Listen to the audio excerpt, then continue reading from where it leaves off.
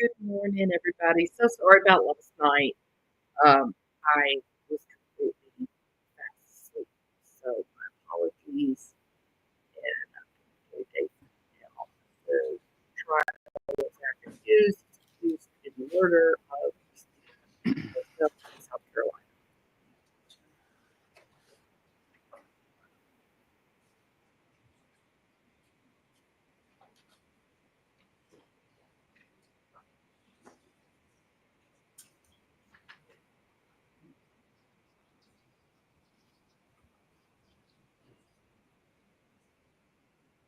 Ready on? Yes, sir. Thank you.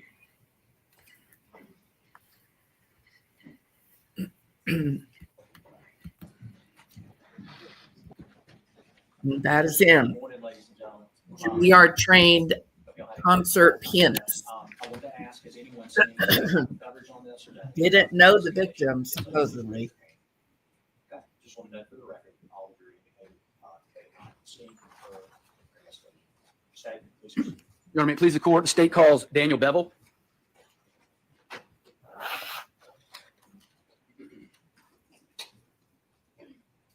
you solemnly swear or affirm to tell the truth, the whole truth, and nothing but the truth, so help you God? I do.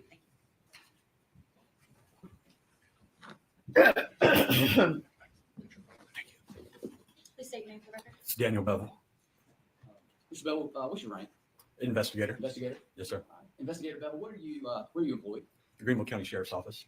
And what do you do for the Greenville County Sheriff's Office? I'm an investigator, and basically my role is I assist other investigators in interviewing anybody with their cases. That could be witnesses, suspects, just to help further their cases. Have you had any other prior duties with the Greenville County Sheriff's Department? Yes, sir. What are those? Everything from patrol to crimes against children investigations. So, did you ever have the occasion to meet with Christina Parcell and Brad Post? I did. Do you remember about when that occurred? Originally, I believe it was 2018. Okay. What about in 2021? I did. Okay. And where did y'all meet? In my office. And how did that meeting occur? I was contacted by Christina Parcell, and she had informed me that she had been receiving some letters in the mail, and she wanted to report them to law enforcement. And did you schedule a meeting with them? I did. And where was that meeting located? In my office. And who all attended that meeting? It was myself, Christina Parcell, Brad Post, and an investigator from the Postal Service. And what was his name? Mike Nichols, I believe.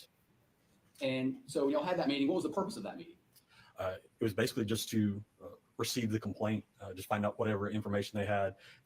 They had previously informed me that they had already gotten envelopes at their house as well as neighboring houses, and they wanted to hand them over to us for investigations. And so did they bring you a number of envelopes? They did. And did you look at the inside of those envelopes? I did. All right. And what was the purpose of looking at all these envelopes and looking at the inside? I looked at the ones that were open, and they mainly wanted to show me what was inside, investigate the contents of them. And so specifically, what was their complaint? Due to the content of the envelopes, they believed it was a harassment situation, and they wanted to report that. It was revenge Did you, porn in fact, review those contents of that of all by those the photos? father of the I little did. girl. And did you investigate as to who might have sent these photos? I did. I'm going to show you what's been marked as State's Exhibit 1. And ask you to identify that. Yes, sir. Okay, what is that? It's one of the envelopes I received from Brad Post and Christina Parcell. Your State moves Exhibit 1 into evidence. No objection. No objection. Exhibit 1. Brad Post is the fiance. John Mello is the ex-husband who did the harassment.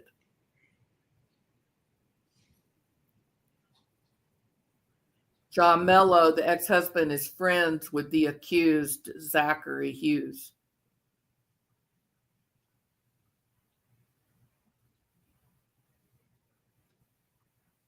Wait on the elbow. There we go. All right. Thank you. So is We live and learn against a beautiful landscape that embodies the soul of the West, where the resilient remind us that our dreams are worth. this the envelope that one of the that you received? It is. All right, whose name is on there? Brad Post. All right, and did you ever determine whose PO box that is? It's Brad Post P.O. Box. All right, and up here, is there a date? Can you read the date? Wednesday, June 30th, 2021. And what does it say above that? Greenville, I believe it's P and DC 296. Now, did you look inside the contents of this envelope? If it was opened, I did. Yes, Did sir. he say that that was Brad Sure, Post? Inside the contents. Post office P and box? D.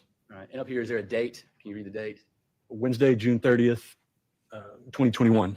And what does it say above that? Greenville, I believe it's P and DC 296. Now, did you look inside the contents of this envelope? If it was opened, I did. Yes, sir. All right, I'm going to show you. These, Is on there. So is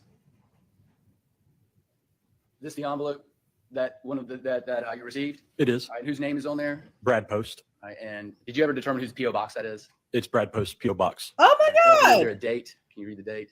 Wednesday, June 30th, So Brad 2021. posted the revenge porn, Greenville, not P and DC 296. John Mello. Oh my Now, God. did you look inside the contents of this envope? If it was opened, I did. Yes, Oh sir. wow. All right, I'm going to show. Okay, you guys, I am totally thinking Brad Post is probably really the killer. Wow. Show you. What states is marked as. Oh, I'm going to turn the volume up. Sorry, y'all. Recognize that? I do. Okay. What is that? It's one of the pages that was in the envelope. Your Honor, state moves 1C into evidence. So Brad Post sent the revenge porn. Wow. Objection. Why wasn't he arrested for the murder? All right, let's take a look at State's Exhibit 1C. That's crazy. That is crazy. Now, what did your investigation reveal as far as what this particular photo was? It appears to be a screenshot of an escort site. And can you describe what's on there? Whose name is on there? Websites? It appears to be an advertisement for the name Caroline Warren. That right there? Correct. And the part that's kind of squared right here is a URL for belladonna digiorno.escort-site.com. All right. And then what about the words above that? It's basically an advertisement for an escort. It says, "Okay, Georgia boys, I'll be concluding a quick Alabama tour and was considering spending a day in Hotlanta. Question is, are you men ready for me? I'll have very limited availability at an upscale in-call location, so get in touch with me soon so we don't miss out on each other." And so your experience as an investigator, what is that asking you to do? It's an advertisement for an escort, or just more specifically prostitution advertisement. And more specifically, I'm going to refer you to this.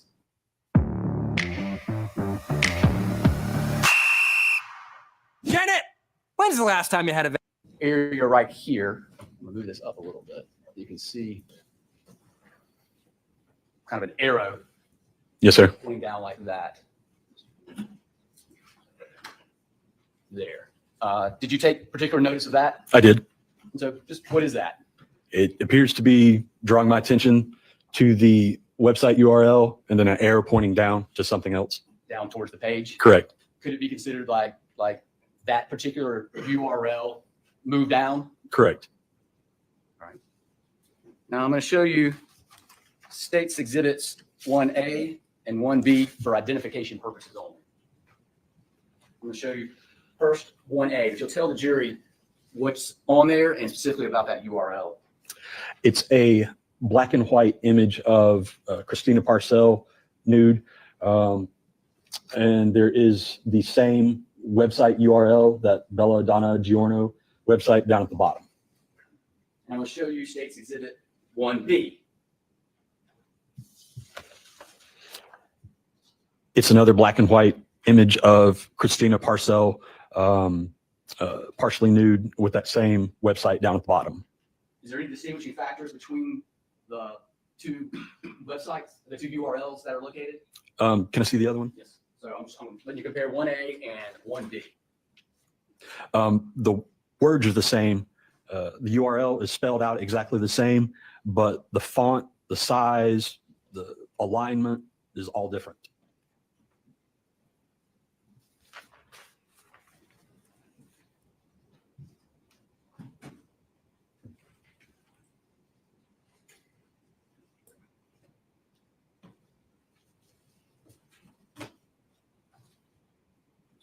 So keep going. All right. I'm blown away, y'all. I can't believe Do this. you remember approximately how many photos or envelopes that were handed to you by Christina Parcell and Brad Post? It was less than 10, I believe. 6 or 7? Yes, sir. All right, I'm going to show you what's been marked as States Exhibit 2.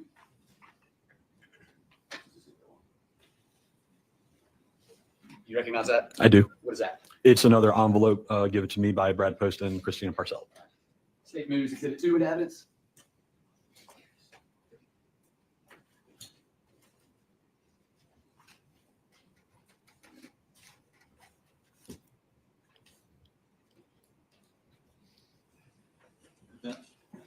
No objection.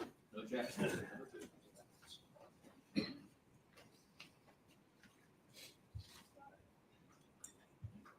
So I'm showing you States Exhibit 2. Please tell the jury what's on there. We have a P.O. box at the top left, Bradley Post name, and his address right here, even though his name right here is misspelled. How is it spelled? On here, it's spelled P-O-A-S-T, but the correct spelling is P-O-S-T. And up here is the postage stamp for Knoxville, P&DC, Tennessee, for Thursday, 8th of July, 2021. I'm going to show you what's States Exhibit 2A and 2B.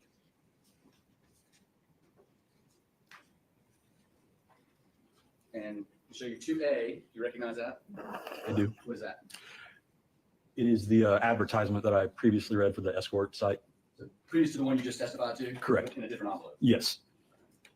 And States Exhibit 2B. I recognize it. Yes, sir. What is that? It is a checklist with 3 different addresses on it, and they're crossed out and check marks beside them. Your state moves Exhibits 2A and 2B into evidence. No objection. Without objection, 2A and 2B. See, that's weird too, isn't it? Like, why do you need to make a list of 3 and then check them off? It's not like a list like 15. It's just 3 addresses. You know, So the address for I'm showing you Exhibit 2A. What is that? flamboyant, right? It is the advertisement for the escort site that I previously read off. And who is this advertisement website for? It is for Caroline Warren. And what is that URL at the bottom? It's that same URL, the belladonna digiorno.escort -site.com. And then I'm going to show you States Exhibit 2E. What is that? That is the checklist with the 3 different addresses. As you can see, the addresses are crossed out and the check marks beside them. Looks like some dementia going on. I too. am about to completely transform my house with the futuristic lighting system called Jellyfish Lights. I And don't the best know part, why my wife I've has got all no. these advertisements playing. Right. I pay for the special. Now I'm going to show you States Exhibits 2B, 2C, and 2D. I don't know what's happening with it today. Do you recognize 2B, 2C, and 2D? Yes, sir. I'm going to put them up like this. These are marked for identification purposes only.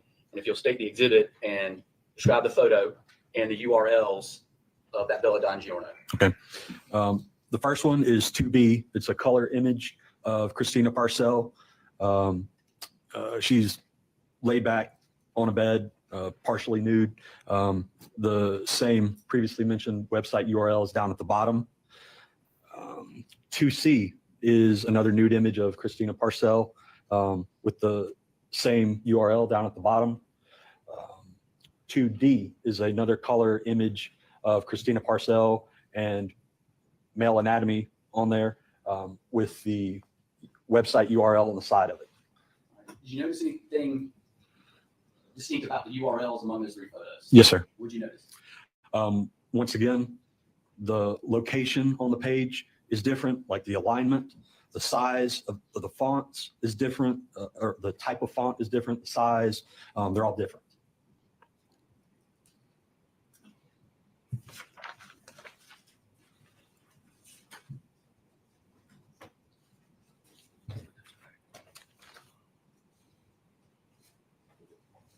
Moving along, I'm going to show you States Exhibit 158.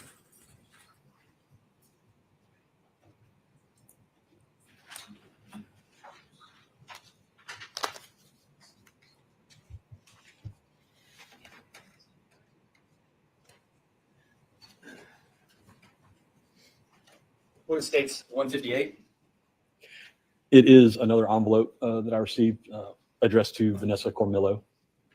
Your state moves 158 into evidence. No objection. Objection. 158.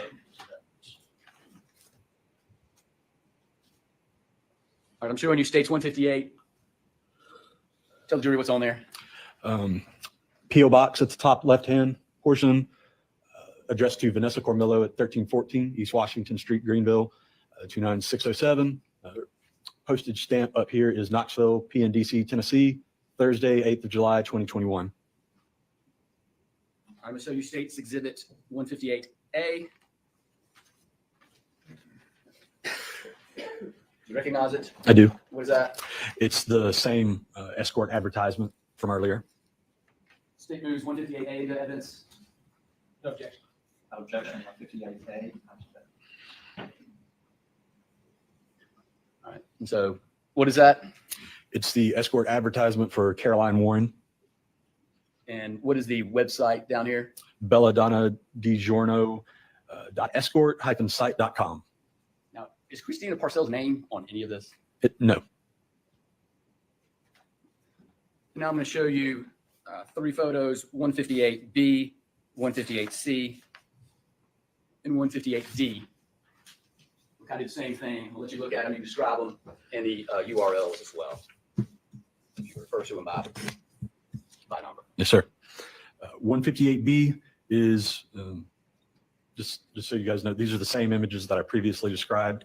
Color images of 158B is color image of Christina Parcell laid back on the bed, partially nude, with the previously mentioned website down at the bottom. 158C is another color image of Christina Parcell nude with the URL down at the bottom. 158D is a color image of Christina Parcell and the male anatomy on it. Anything about the URLs? Once again, different size, different font, different alignments.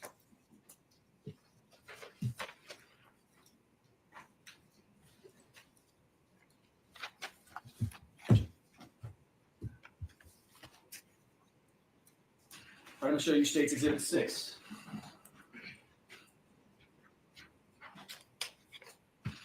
It's another envelope addressed to 22 Rivoli Lane.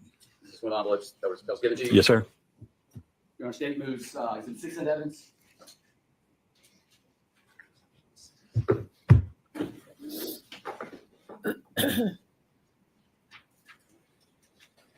Number 6. I'm going to show you States Exhibit 6.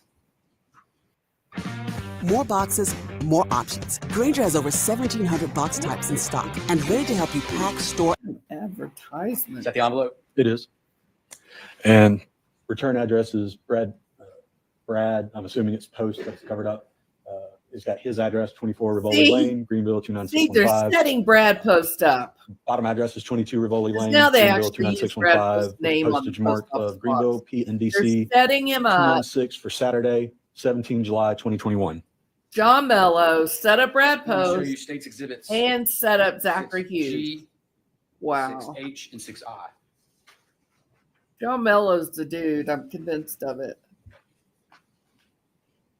Do you recognize States Exhibit 6I?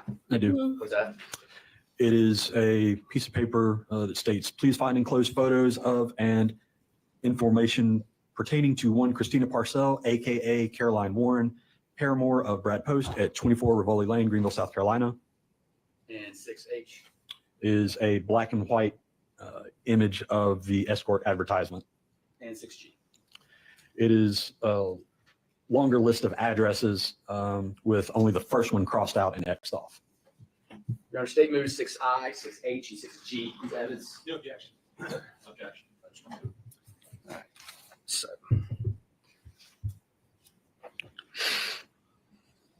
So is this the letter It is. that you found? And that's the one referring to Christina Parcell? Yes.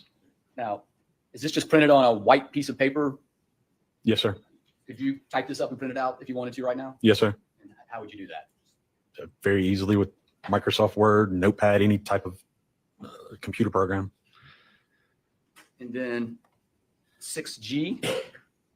This is the longer list of addresses with, as you notice, only the first one's crossed off and X'd. And what do you think the purpose of having that X and crossed off mean? To me, I take that as these packets, one of these packets has already been sent to that address, and all these other addresses can expect the same packets. Is that part of the intimidation harassment? I would absolutely take it that way.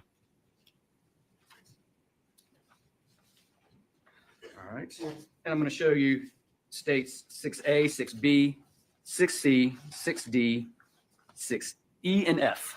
So 6A through F. We'll do the same things we did before. You got to go through them and just briefly explain to the jury what's in there and focus on those URLs. Yes, sir. 6A, black and white image of Christina Parcell, partially nude, with the website URL down at the escort website down at the bottom. 6B is a black and white image of Christina Parcell, partially nude, with the escort website down at the bottom. And that's the Belladonna. Belladonna DiGiorno.escort-site.com. Just for future reference, when I refer to the website URL, it's all typed out the exact same, just different sizes, different fonts, different alignments.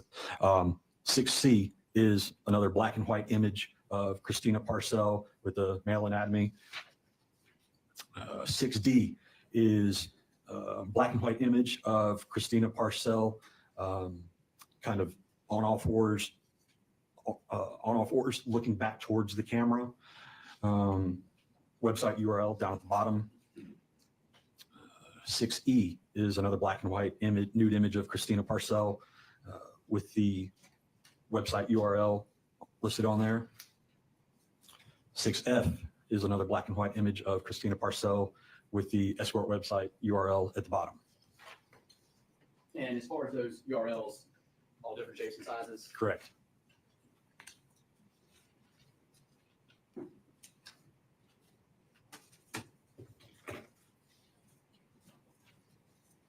All right, I'm going to show you States Exhibit 5.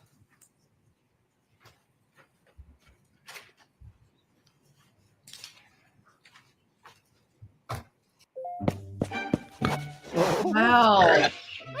You gotta find out what happened with my thing. I hate all those advertisements. You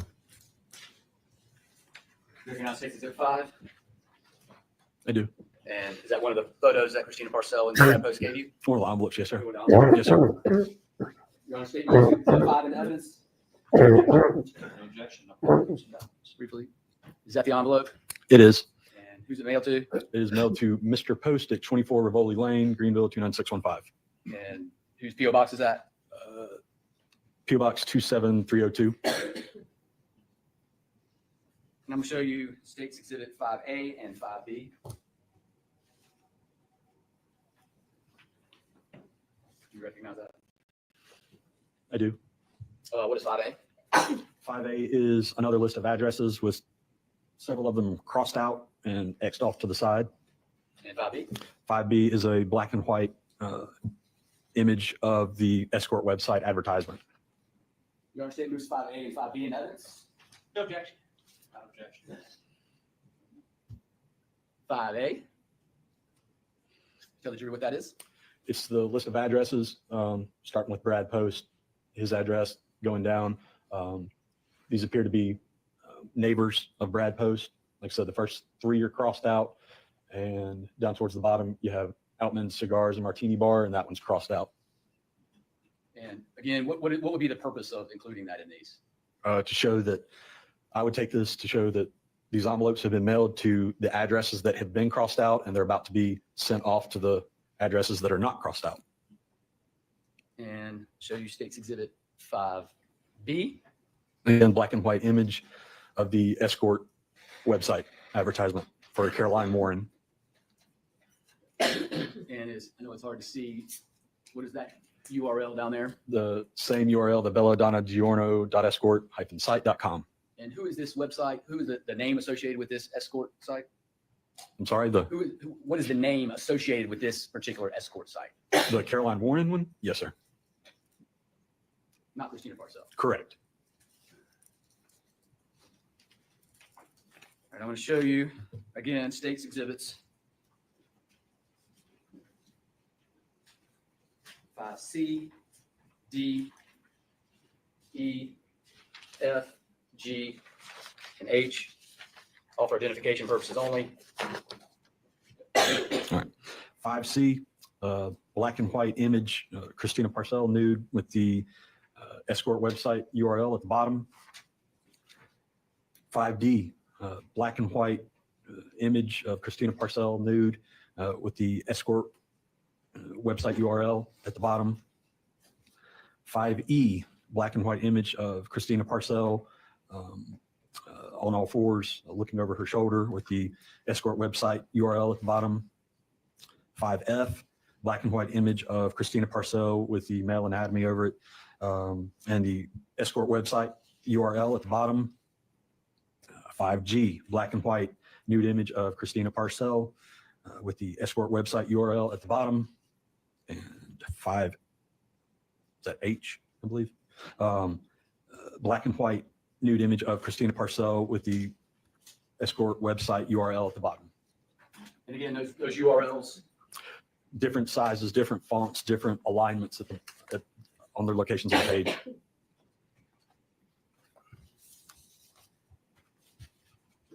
Get closer. We'll show you State's Exhibit 4.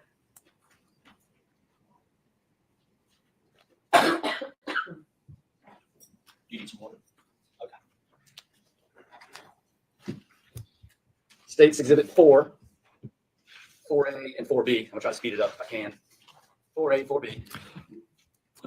4 is another envelope. This one's addressed to Outman Cigars and Martini Bar. 4A is another one of the typed letters saying, please find enclosed photos, Christina Parcell, aka Caroline Warren. 4B is another black and white image of the escort website advertisement.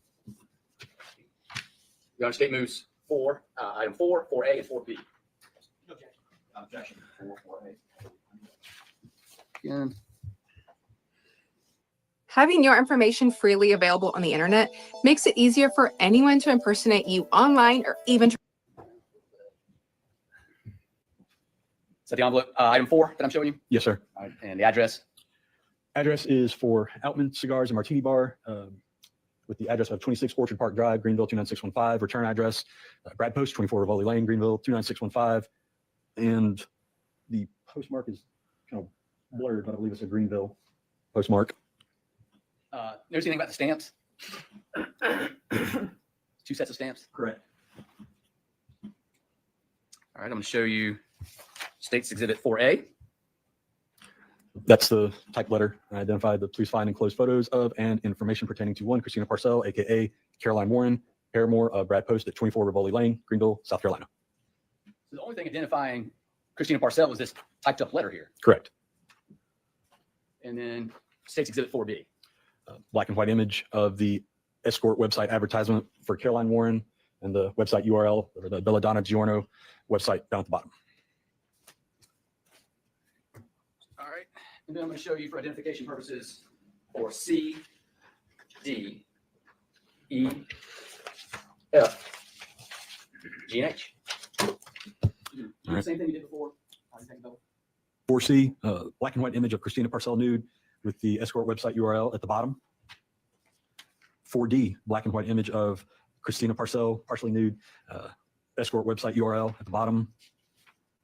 4E, black and white image of Christina Parcell on all fours, looking back at the camera. Escort website URL at the bottom. For F, black and white image of Christina Parcell with the male anatomy, with the escort website URL at the bottom. For G, black and white image of Christina Parcell, nude, escort website URL at the bottom. For H, black and white image of Christina Parcell, partially nude, escort website URL at the bottom. So crazy, isn't it? It's unbelievable. Down to States Exhibit 3.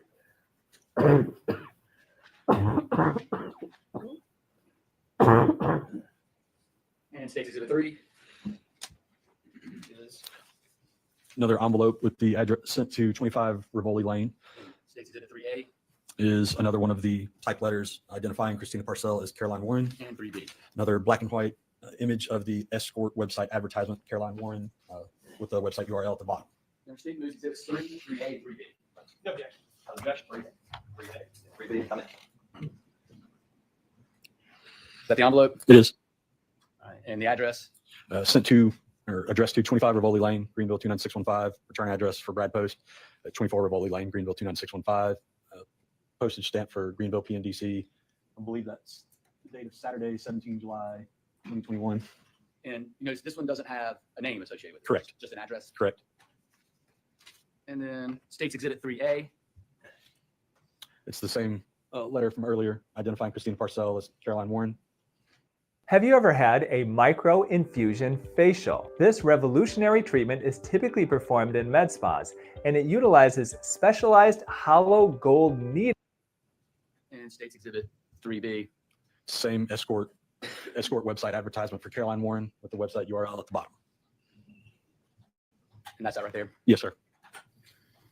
And then I'm going to show you States Exhibits 3C, 3D, 3E, 3F, 3G, 3H. And briefly describe those and the differences in the URLs. All right. 3C, black and white image of Christina Parcell, partially nude. Escort website URL at the bottom. I think we get the point. The escort alignment, font, Christina with. So when you met with Christina Parcell and Brad Post and Mike Nicholson, were you trying to determine who had possession of these photos? Yes, sir. And did you discuss that with Christina Parcell and Brad Post? I did. And did she tell you who had custody and control of those photos? Yes, sir. And after she told you who had possession and custody and control of all those photos you just described, who did you immediately start investigating? John Mello. Now, in regards to those URLs on those photos, if you had possession of those photos on a phone or a computer, could you insert that URL into the bottom? Yes, sir. And how would somebody do that? It's very simple to do. You can load a picture into something like Microsoft Word and literally just type it in at the bottom. And I'm assuming Microsoft Word allows you to put the location of that URL wherever you want. Yes, sir. Does it allow you to change the font on those? Yes, sir. The size of the letters as well? You can change it up however you'd like. Size, location, alignment, font, size, anything.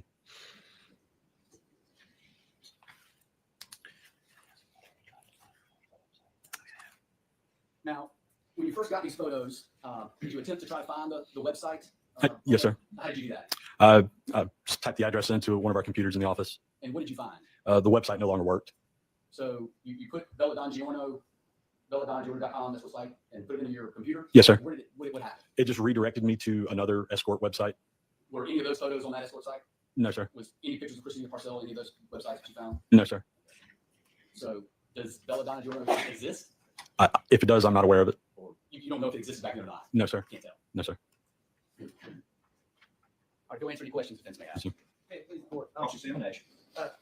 So just to understand, last thing you said is it's very possible that this website did exist. Is that right? I typed it in, but it wasn't there, so My question is it possible that it existed and then taken down? Is that possible? possibly, yes, sir. And you testified that the website that Mr. Wilkins referenced, that it was an escort website, is that right? It appeared to be, yes, sir. And you testified that based on your training and experience and your review of the website, it looked as though it was a platform for advertising prostitution. Is that right? Yes, sir. And prostitution is illegal. Yes, sir. And isn't it true that oftentimes people engaged in illegal activities online use aliases? Isn't that true? Yes, sir. And isn't it true that use aliases to try to avoid detection from law enforcement and make it harder for you to determine who's engaged in this illegal activity? That's correct. And you testified that the URL on the photographs was the same spellings as the URL on the escort website. Is that right? That's correct. And you testified that the person who was new or partially new to those photographs was Christina Parcell. Is that correct? That's correct. You testified earlier that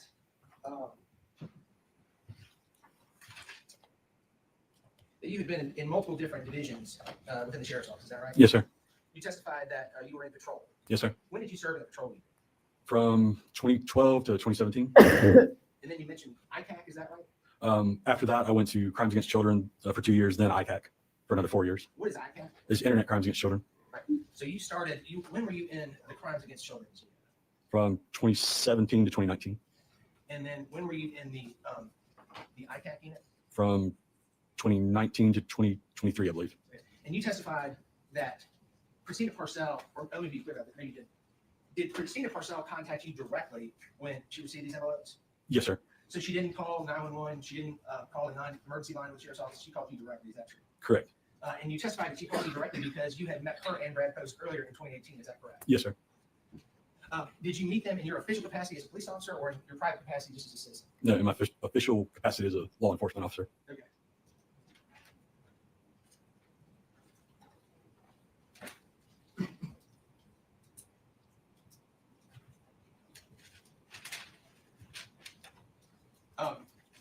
Is it true, Investigator Bevel, people post things online, take things down online all the time? Is that true? Yes, sir. And is it true, if you're like me, on occasion, you'll search a website that once existed and then it doesn't exist any longer? Is that true? Yes, sir.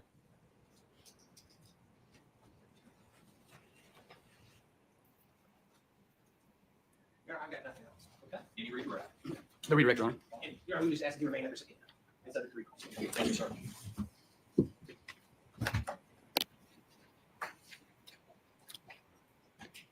Going to state calls, Mike Nicholson. Do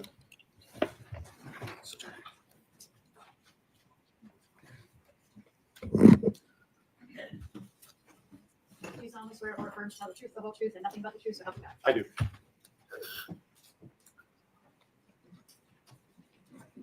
Please state your name for the record. Michael Nicholson, and that's Nicholson. Your Honor, if I give you about 45 seconds to get these items back in order.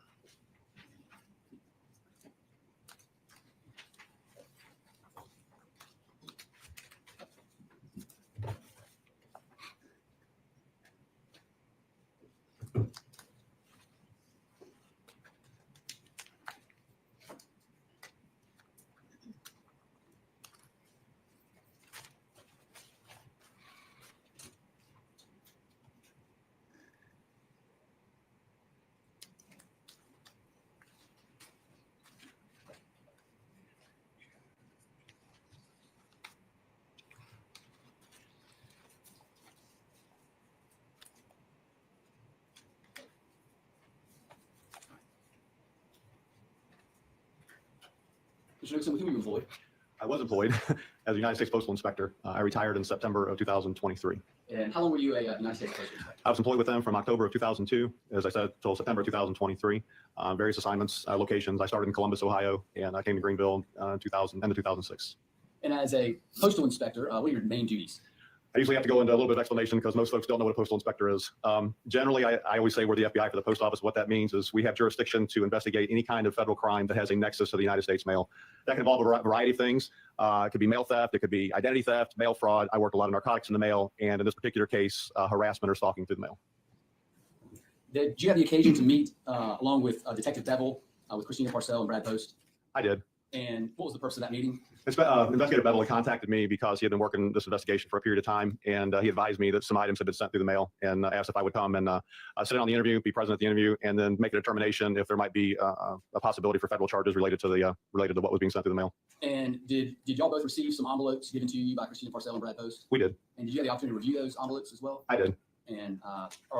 And what was your purpose of reviewing these envelopes? What was your role? Again, just for me, it was to assist the sheriff's office and as a preliminary investigation to see if there might be occasion to bring federal charges at some point in the future. Now, on these envelopes, it has a bunch of squiggly lines and some dates and a location.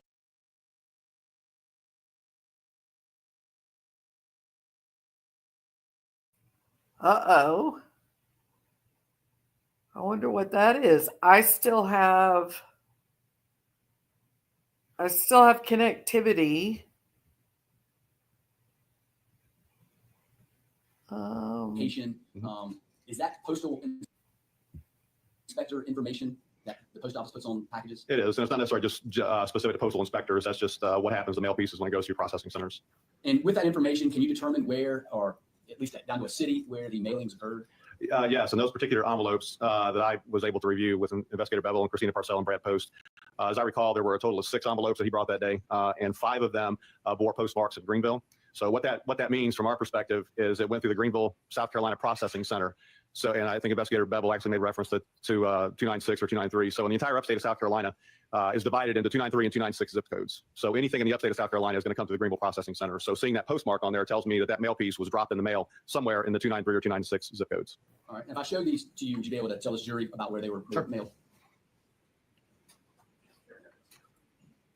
All right. I'm going to show you State's Exhibit 1. Is this what you were talking about? Yes, that's correct. Yeah. What is that? So the Greenville obviously indicates the city. PNDC stands for Processing and Distribution Center, and then 296 is where this processing center is actually geographically located. And so, where's the location and date when this particular mail? It says Greenville, Wednesday, June 30th, 2021. So what that tells me is that it hit the processing center, hit a particular cancellation machine on that date. On June 30th? June 30th, 2021. All right. And so that Greenville 296, what area is that? That would be part of the upstate of South Carolina. South Carolina. Yes. So it's mailed somewhere in the upstate. Somewhere in the upstate of South Carolina, Could correct. that be Greenville County, or could it be another? It could be it could be anywhere in the upstate. Oconee County, Anderson County, Pickens County, anywhere. I'm going to show you State's Exhibit 2. What about this one? This one says Knoxville. Again, it's PNDC, stands for Processing and Distribution Center in Tennessee. I'm not as familiar with that, but 379 would be the 3-digit geographic identifier for that processing center.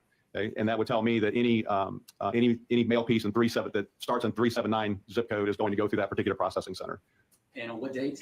The date on that says Thursday, July the 8th, 2021. So is that when it would have hit the distribution center? Yes, that's the day it would have came through the distribution center. So in around the Knoxville area. That's correct. I'll show you State's Exhibit 158.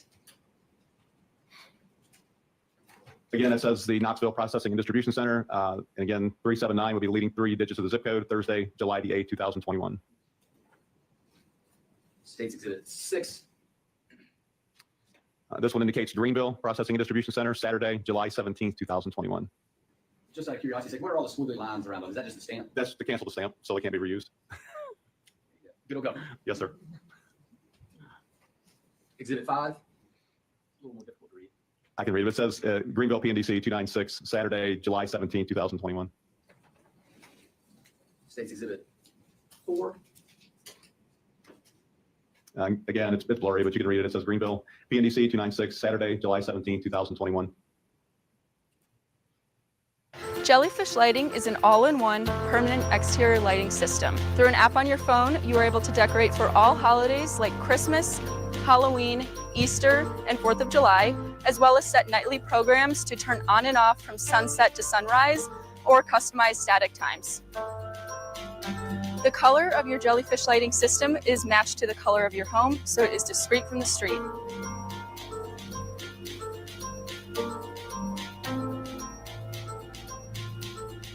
For the last 9 years, I've been scaling this roof, putting up Christmas lights, risking my life.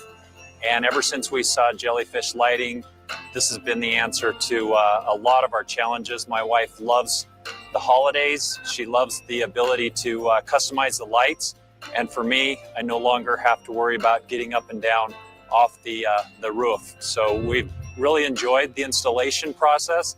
And we look forward every holiday now to having a festive house and being able to really have joy in watching the lights.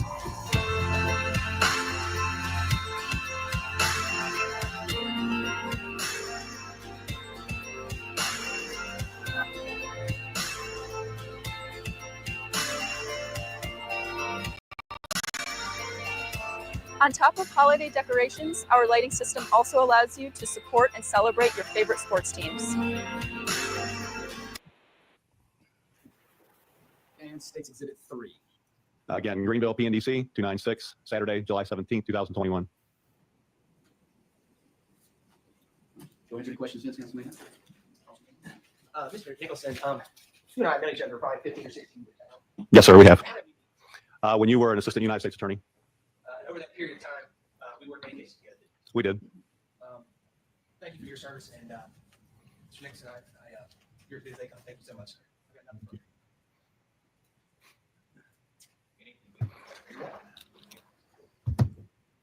No, direct from this take your order.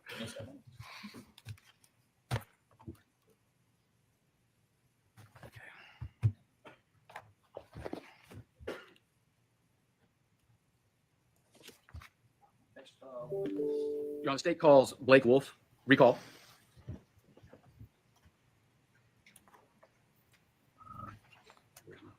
I would remind you that you're still under arrest. Yes, Your Honor.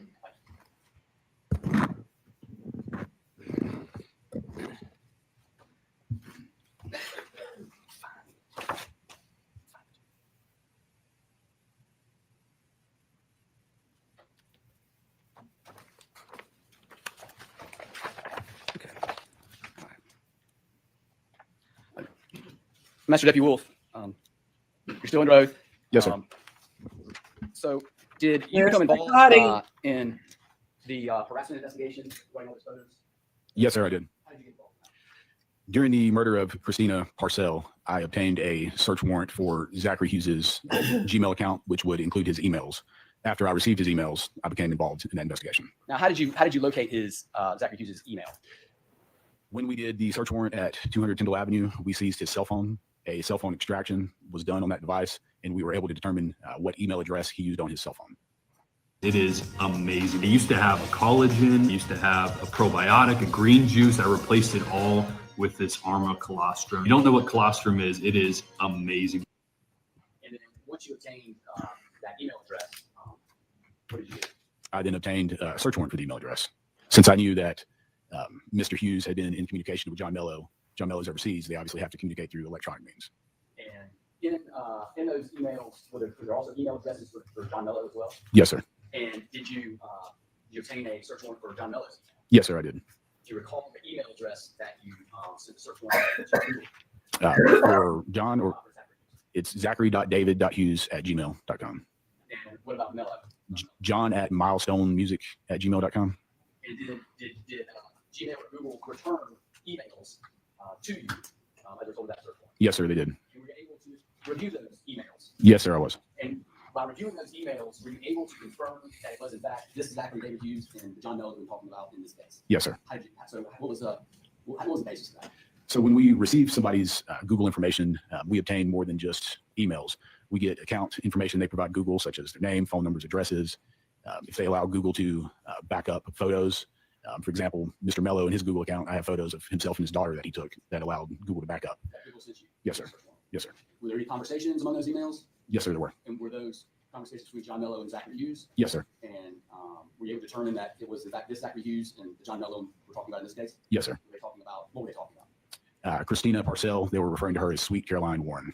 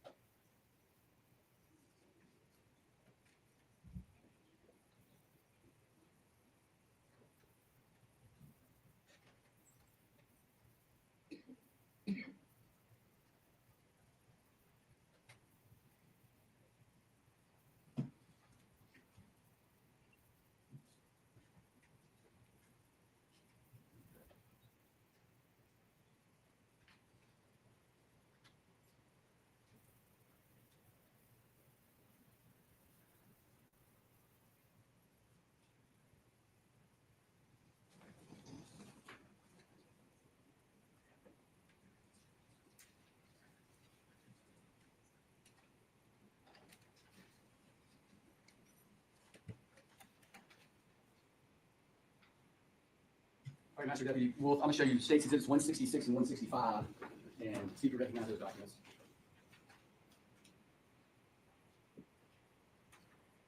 Yes, sir, I do. What is States Exhibit 166?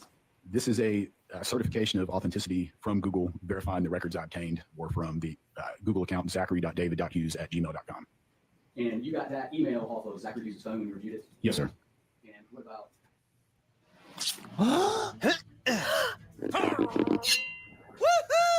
So weird.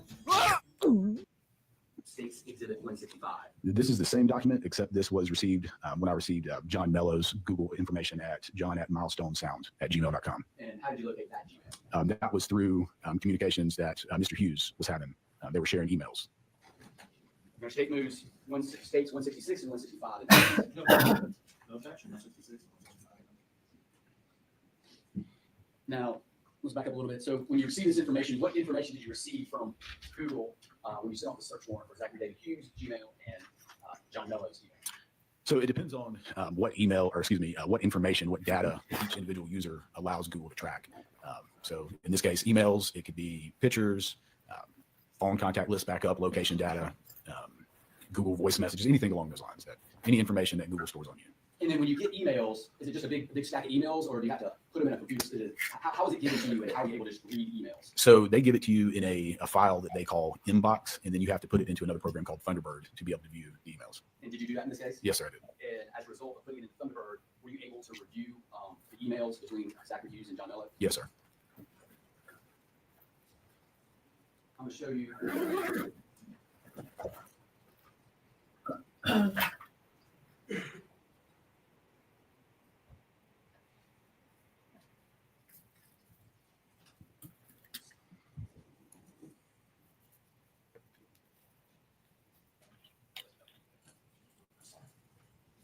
States 167.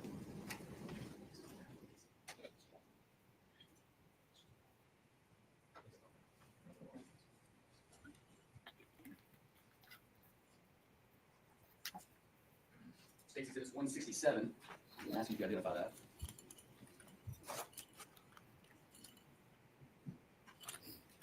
Yes, sir. This is an external drive that contains the emails, the raw data I received from And Google. have you reviewed this? Yes, sir, I have. Is that your initials? Yes, sir, it is. So this is the raw data that you received from Google? Yes, sir. State News Exhibit 167 into evidence. No objection, Your Honor. All right, so back. So when you, thank you. When you get this stuff, did you put this information into Thunderbird? Yes, sir, I did. And once you did that, how many emails do you think you recovered? For Zachary Hughes, it was a little over 23,000. I don't remember the number from Mr. Mello. And then, as part of your duties in this case, did you go through those and sort of create a package of the emails just between John Mello and Zachary Hughes? Yes, sir, I did. And between those two, how many emails did you, just between Zach Hughes and John Mello, how many emails did you take? Oh, hundreds. While you were doing that, was there a particular email that brought your attention? Yes, sir, there was. Yeah, it's very confusing, isn't it? It's I don't know why you keep. Boy, I'm having all kinds of trouble today, or YouTube is having trouble. Wonder why it's doing that.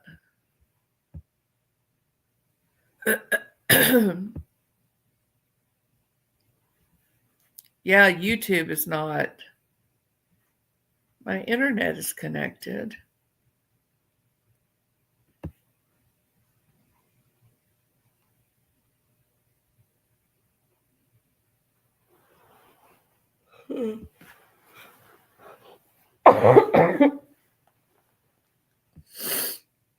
Maybe we're having we may be having an ice storm again.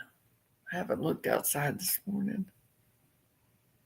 Well, what do you guys think so far? Does he have a diagnosed mental illness? No. Spelled his own name wrong, right? That's really sus. Mr. Post was stalked.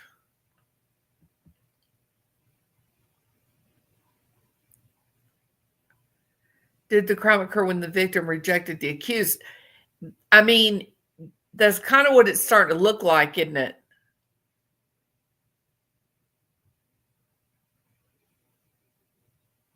They didn't know each other directly.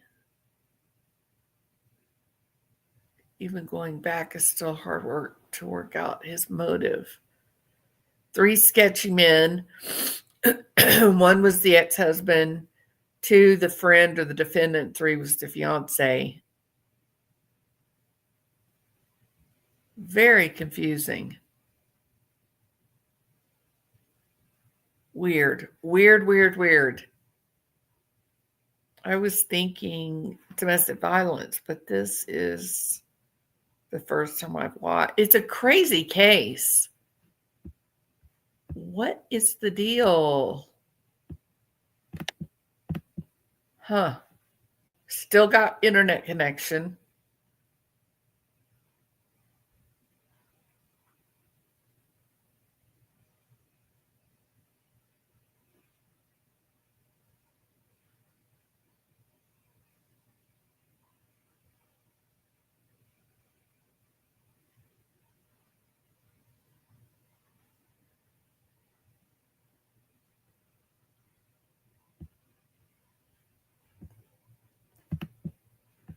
Let me see if I can pull it up on another page.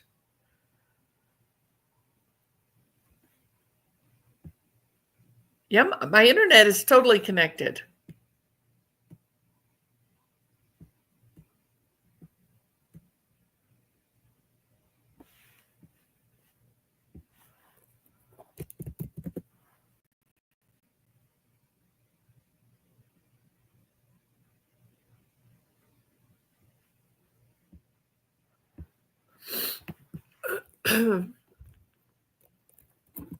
Zachary Hughess, day 3.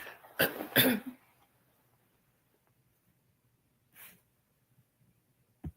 I'm using the long.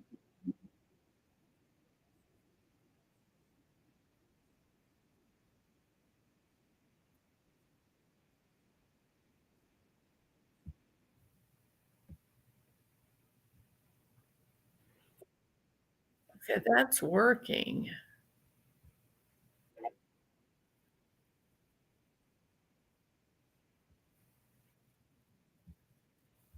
Weird. Okay, well, I pulled it up different. Let me disconnect this. Hold on, y'all. Sorry for that. It's weird. Okay, stop.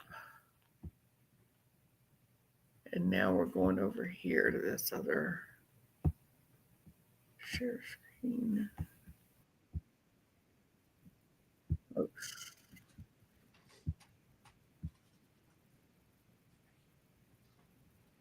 I'm going to show you State Exhibits 167. I'm sorry, 168. I'm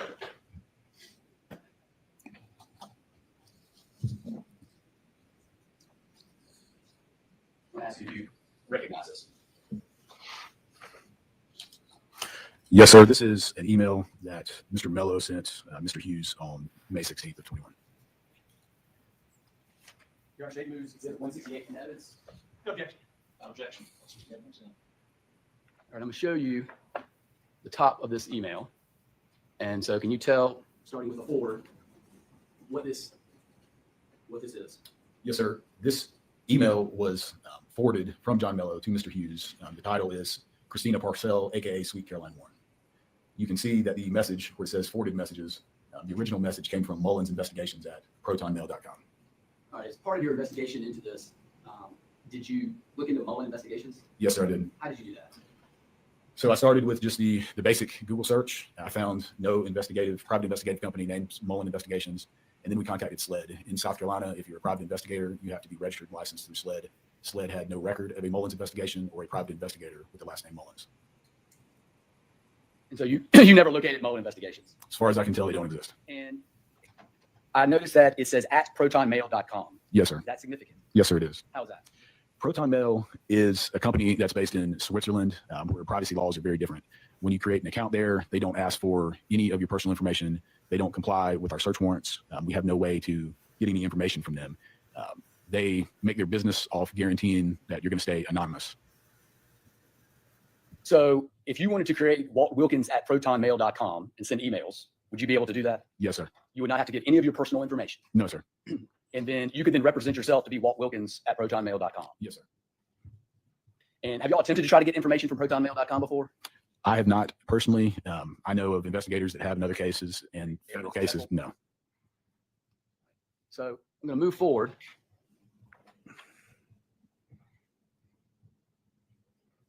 So what was this? Was this attached to the email? Yes, sir, it was. And what is this? This is the same advertisement that investigator Bevel covered that was in the packages, the 6 packages that were mailed out, the escort or prostitution advertisement. And was there a Bella Dongiorno attached to it? Yes. Where's that? Down at the very bottom. Right there? Yes, sir. And then whose name is over here? Caroline Warren. Okay. And is this the same photos that we just saw with Detective Bevel? Yes, sir. And did you notice anything about how it's with the photo there? Who was in the photo? Christina Parcell. And did you notice anything about how it's cut and pasted? Yes, sir, I did. What did you notice? So first thing I noticed is that the margins are off. The photo of Miss Parcell is too far to the left. And then at the top of the advertisement, you can see where it looks like they cut and pasted it, but they left a couple other, where your finger is. Maybe those were letters or some other part of the web page that they just didn't cut off. Now, on this email on May 16th, 2021, to Zach Hughess from John Mello, is that belladonna-escort.site.com on this picture? No, sir, it is not. Nowhere to be seen. No, sir. So this photo, you can see the top of it of Christina Parcell right there, is just a photo of Christina Parcell. Correct. Nothing else on it. No, sir.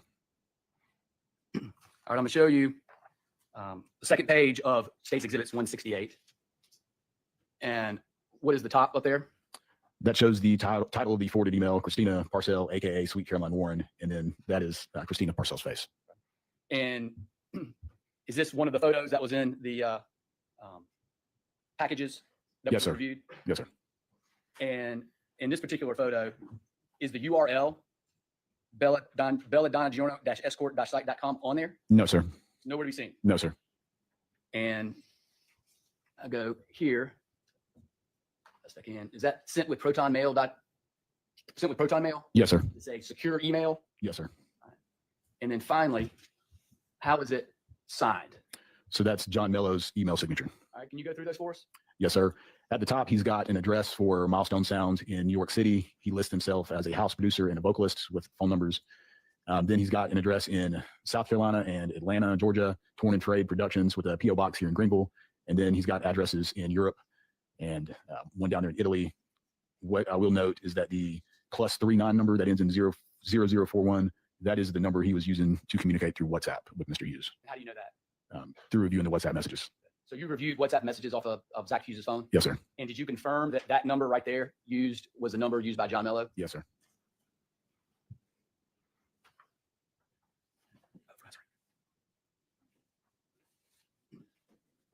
Investigator Wolf, did you also, let me do this real quick just to make sure the record's clean. I'm going to show you. More boxes, more options. Granger has over 1,700 box types in stock and ready to help you pack, store, and ship everything. And you can count on Granger to deliver your boxes fast. Count on Granger for Exhibit 6A. Yeah, we don't know. We don't know anything about what Zachary Hughes' defense is going to be. Yes, sir, it is. So 6A It starts on Tuesday. Yes, sir. And in this email, is there a http://belladonna.escort.com? Yes, sir. And what about 6D? That is the first photo in the email. All right. And does that have a website, belladonna-escort.com? Yes, sir. And did you notice the font difference between these two? Yes, sir.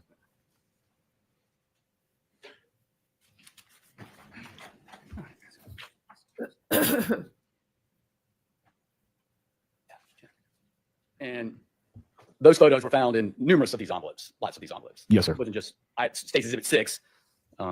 They were all scattered. They were all through the all the envelopes that were received. That's correct. All right.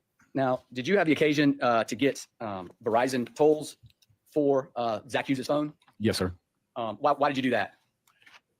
I knew that some of these packages had been mailed out from Greenville and others had been mailed out from Tennessee. So I wanted to know where he was on the dates the packages were mailed.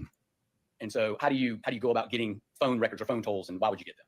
So we get a search warrant and then we get them to know where he was at a particular date and time.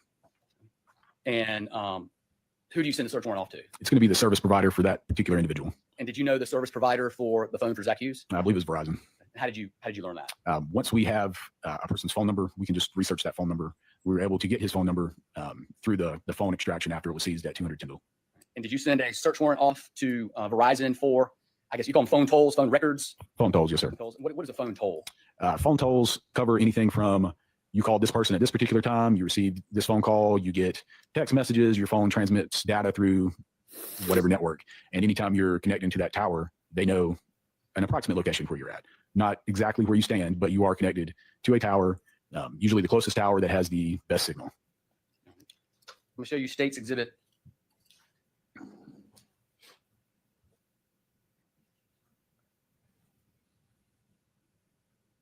169.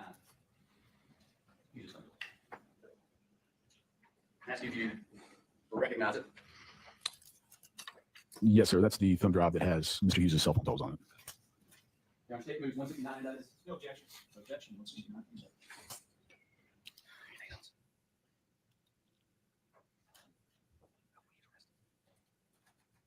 Now, do you know exactly when John Mello returned back to the United States? It was shortly after Christina Parcell was murdered. I don't know the exact date, sir. Do you know where he arrived when he came back? Charlotte. And was he arrested? Yes, sir. Did he have a warrant on him? Yes, sir. What was the warrant? Custodial interference. Okay. And so he was arrested there. Was he brought back to the law enforcement center? No, he was kept in custody in Charlotte and then released. Are you aware if, do you know if John Mello had a cell phone on him when he arrived back from Italy? We were told by the authorities in North Carolina that he was not found in possession of a cell phone. And about October 22nd, sound about right? Sounds about right, sir.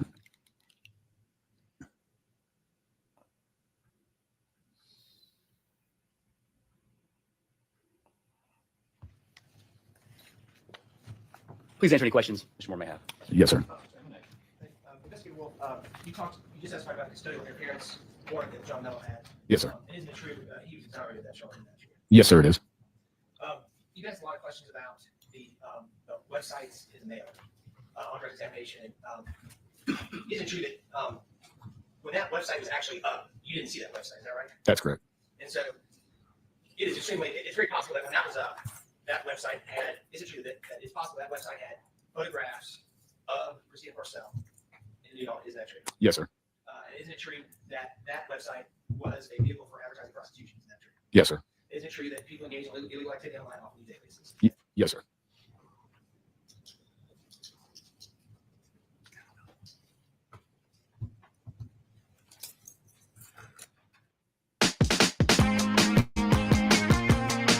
Jellyfish lighting is a color-changing outdoor lighting system that's permanently installed along the eave. Quick question on, you can't say one way or the other whether that website was actually active or not. No, sir, I can't. It was August of 2023 when I became involved in that case. Thank you. Yes, sir. I think now is a wonderful time to take a break. Again, I will just remind you.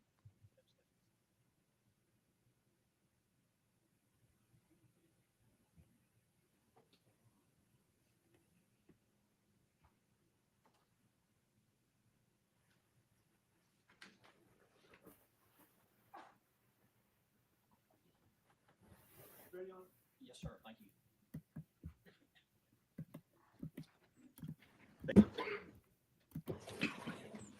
Do you solemnly swear or affirm to tell the truth, the whole truth, and nothing but the truth, so help you God? Yes, sir.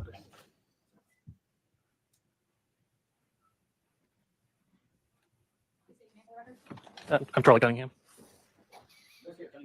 Please tell the jury a little bit about where you work and what your role is with them. Sure. I work with the Graham County Sheriff's Office, and currently I'm assigned to the Graham County Intelligence Unit. Sorry, I work for the Graham County Sheriff's Office, and I currently work within the Intelligence Unit. And I've been with the Sheriff's Office since early 2008. What do you do specifically with the Intelligence Unit?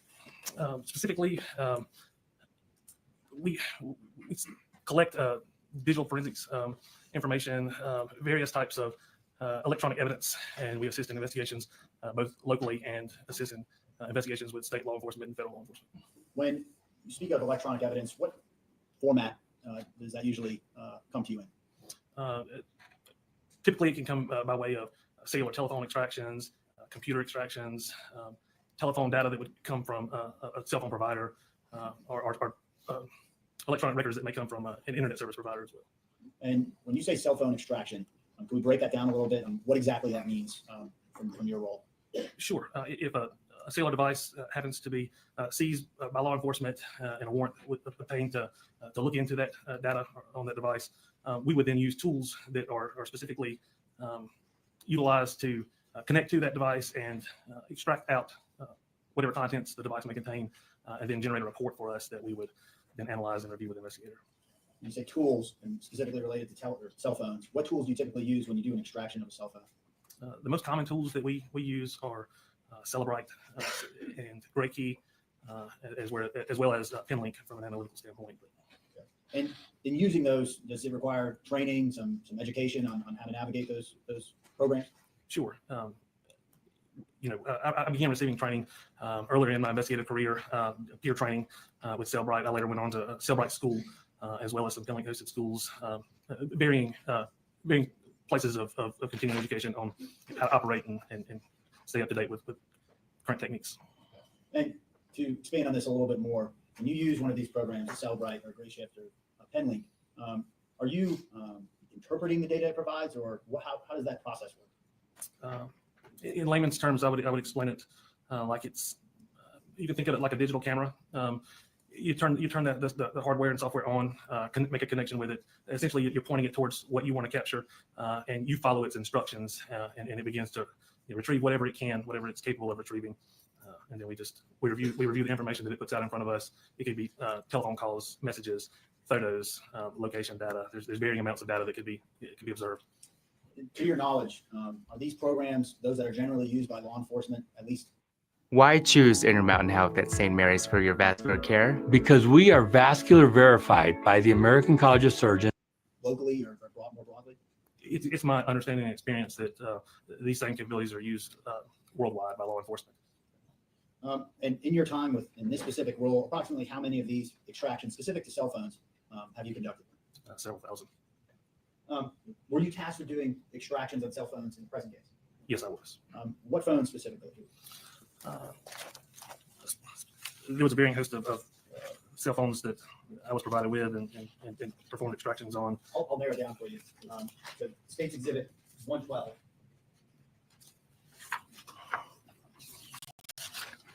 Show you State's Exhibit 112. Sure. What is 112?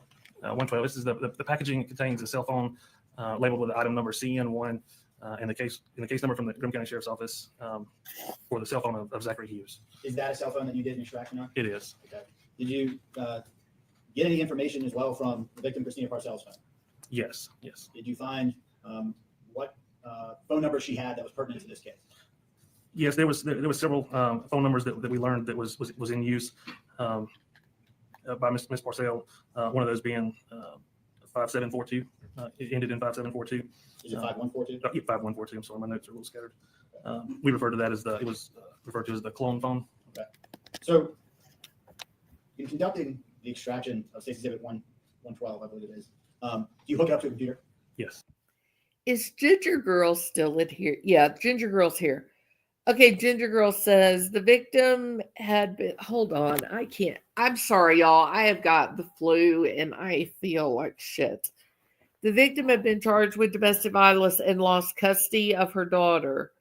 The father was falsely arrested because he had full custody of the daughter, allegedly. I don't have as much sympathy as one should have for the victim. I'm angry about what the woman did to her daughter's friends, and her pets. And so, Ginger Girl, it seems like you are convinced that this is a situation where the victim was eliminated because she was so damaging to the daughter, perhaps?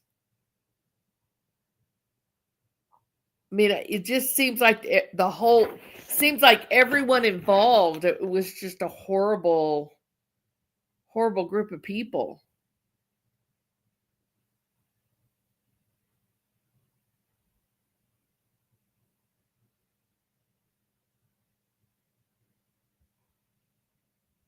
I'm reading all y'all's comments.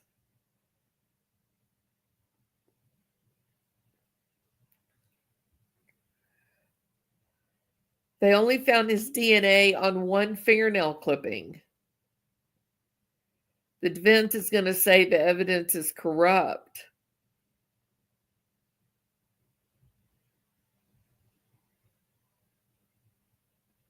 But you know what, Ginger Girl? Even though the victim has so much trouble, right? And the creepy fiance, the truth is that John Mello too had tons of trouble. They did everything they could do to avoid placing this child back with John Mello. Not a child-friendly organization, right? Yeah. What a disaster. Oh. Well, Ginger Girl, question. What do you think about the sister, Tina? Did you think that some of her stuff was kind of shady?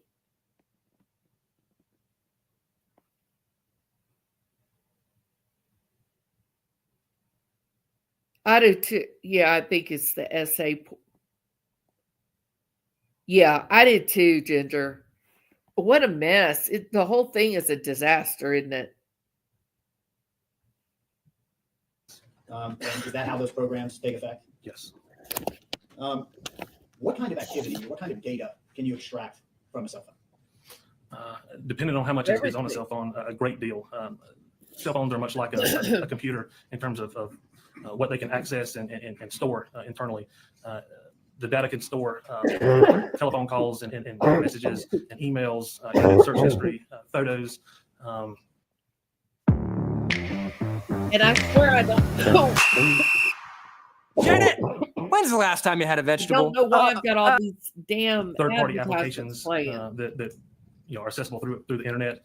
A great deal of information can be extracted from a cell phone, and in these particular cell phones, a great deal typically was extracted. And is it through these programs that you view this particular information? The program in which it's extracted with, like Celebrite, yes.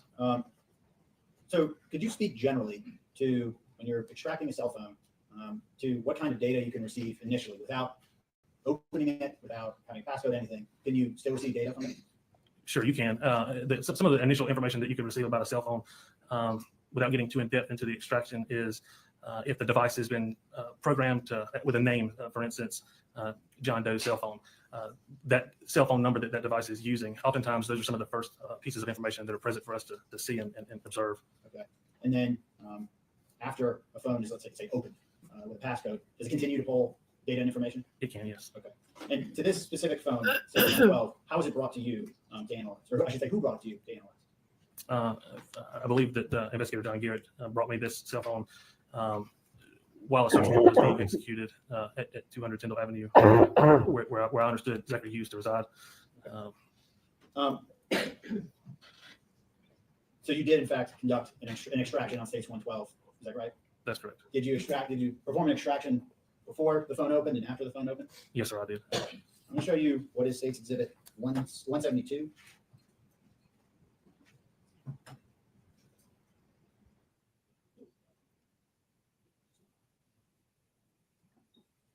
Showing you States 172. Do you recognize States 172? Yes, sir, I do. What is it? It's a USB thumb drive where I put the raw data that was extracted from this device, both before and after the passcode had been discovered. Have you had a chance to review the contents of 172 and confirm that that is what's on this device? Yes. Your Honor, at this time, the state moves into evidence, State's Exhibit 172. No objection, Your Honor. So speaking to this extraction you conducted on Mr. Hughes's phone, when you initially begin this extraction process, what kind of data were you able to receive from that phone? When I initially received the phone, it was turned on, it was powered on, and it was passcode locked. Using the software that we used at the time, I began the process utilizing GrayKey. This is an Apple iPhone, and GrayKey did the best job at extractions with those type devices, specifically on those that were passcode locked. I plugged it into the machine and allowed it to begin to examine the device. It quickly gave me preliminary information like the cell phone number, the type of phone that it was, and that some data could be extracted immediately, and that it was capable of brute forcing the passcode. And what brute forcing means is that it will begin a process of attempting to decrypt what that passcode may be. There's many different processes that software may utilize, but it gives me the option to command it to either begin processing the passcode, begin working on decrypting that passcode, or go ahead and extract data to review right now. And that's what I chose to do with I just got paid $60,000 for my car crash from using this app on my phone. And I don't know if you could see this, but was commanded to go ahead and retrieve whatever data that it could, and then work on the passcode. So when you're using a gray key or a Cellbrite, and you want to, I guess, present the information in a deliverable form, how do you do that? The raw data that is extracted initially is then uploaded into a program called Physical Analyzer. That Physical Analyzer program is software that is built and engineered by Cellbrite, the same software that may pull the data, but it essentially takes all the raw files that it's able to extract, and it begins to put it back into an order that we could look at on a computer, similarly to how it might maybe look at on a cell phone device. It will give us options and folders that are in categories like pictures and images and telephone calls and text messages and internet search history. It makes it a little more convenient for an investigator or for an analyzation of that data to look in the direction of what it is that you're looking for. So using a Cellbrite, are you able to account for times and dates that items were sent or stored or recorded? More often than not, yes. And using those programs, do you create reports from them, or do they create reports for you? Yes, reports can be created.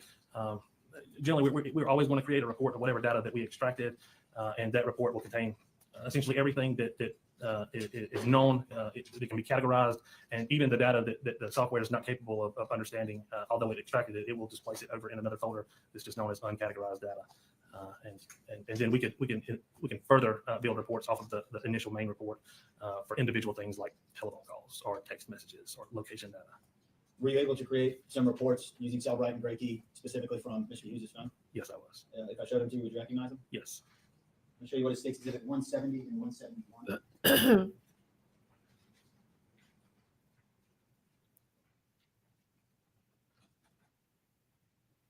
Sorry, I'm not very talkative this morning, y'all. Got a bad sore throat.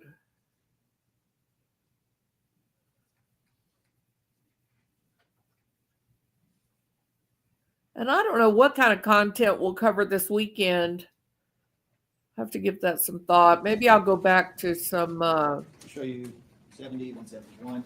Did you identify these two items for me? Sure. The States Exhibit 171 is a Gray Key progress report, and this is the progress report that Gray Key makes available of the raw data that extracted. When that extraction takes place, anything that's known as a target device is the device that we actually have plugged into the computer that we've commanded it to extract data from, and it will identify what it can recognize of this device, like the type, the model, cellular telephone numbers that are utilized on it, email addresses, various Wi-Fi IDs and World's starting to wake up. As well as an event log of when certain amounts of data or when processes were taking place with the extraction itself. So that is essentially an overview of what Gray Key produced. Yes. Okay. Yes, sir. And then what about 171? 171 is a Cellbrite report. This would have came by way of Physical Analyzer. It's an extraction report for an Apple iOS full file system extraction. Does it what information does that produce?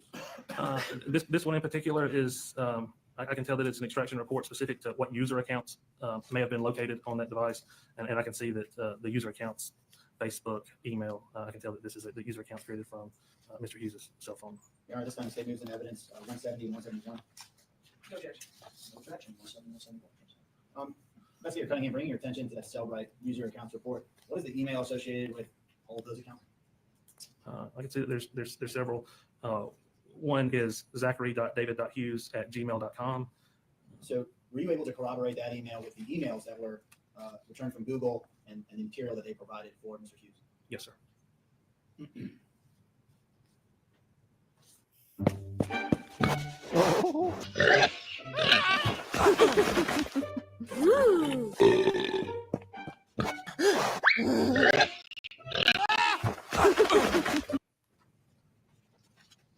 When you're conducting this initial extraction, were you able to receive data on messages that were exchanged from that phone? Yes, sir, I was. And from what medium were those, or the vast majority of those messages, pertinent to this case, shared with you? The vast majority, I would say, came from an application known as WhatsApp, as well as Facebook Messenger and the regular messaging. Were you able to create a report on WhatsApps? Or let me back up. Did you find some WhatsApp conversation or WhatsApp exchange from that States 112 and a John Mello on WhatsApp? Yes. Were you able to create a report specifically for that conversation? Yes, I was. And if I showed you the first page of that report, would you recognize it? Yes. Let me show you what it states, 173.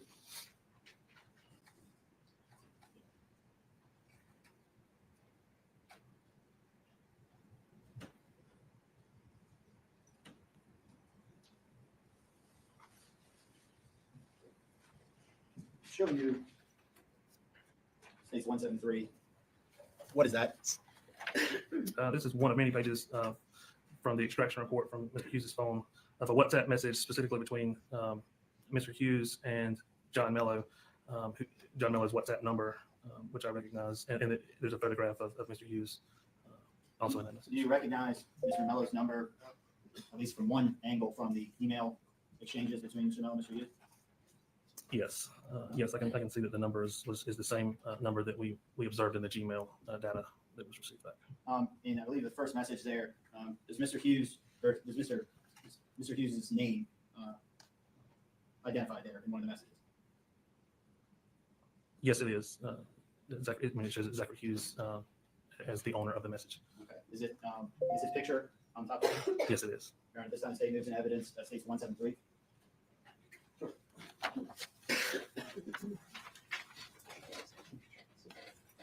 No objection.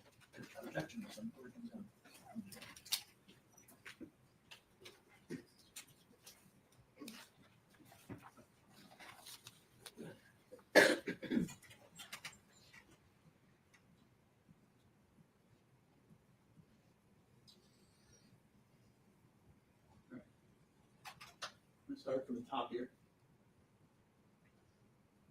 Is this the report that was generated for the WhatsApp conversation between Mr. Hughess and Mr. Mello? Yes, sir, it was. Is that the picture you're referring to, the top left of 173? Yes, sir, it is. Is that Mr. Hughess in that picture? Yes, sir. And then that's this first message in the blue there. It says it's John Zach. How is Zach spelled? Z-A-C-K. Is that significant at all in reviewing these messages? It is. I remember a time when I believe I read a message earlier on where Mr. Hughess was his name was used as Zach, but spelled differently, and it was corrected by Mr. Hughess in reply that it was a K. Yes, sir. What's the date on the very first message there? October the 7th, 2020.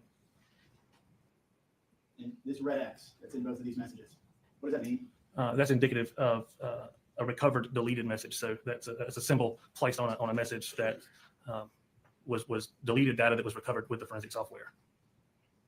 So approximately, how many messages were you able to review exchanged between Mr. Hughess and Mr. Mello, beginning with this message on October 7th, 2020? I believe it was maybe in excess of 1,000. It was a great deal. So when's the last message on WhatsApp at the date between Mr. Mello and Mr. Hughess? October the 13th, 2021.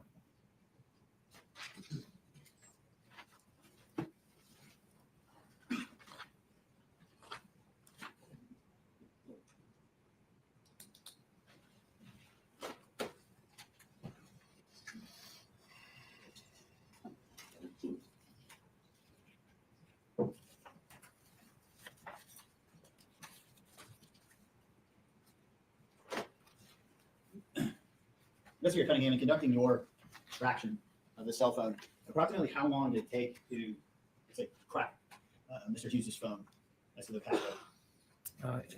Around 2 years in total from beginning to break that passcode to the point in which it did successfully break that passcode. Thank you, Investigator Cunningham. I have no further questions for you. Yes, sir. All set.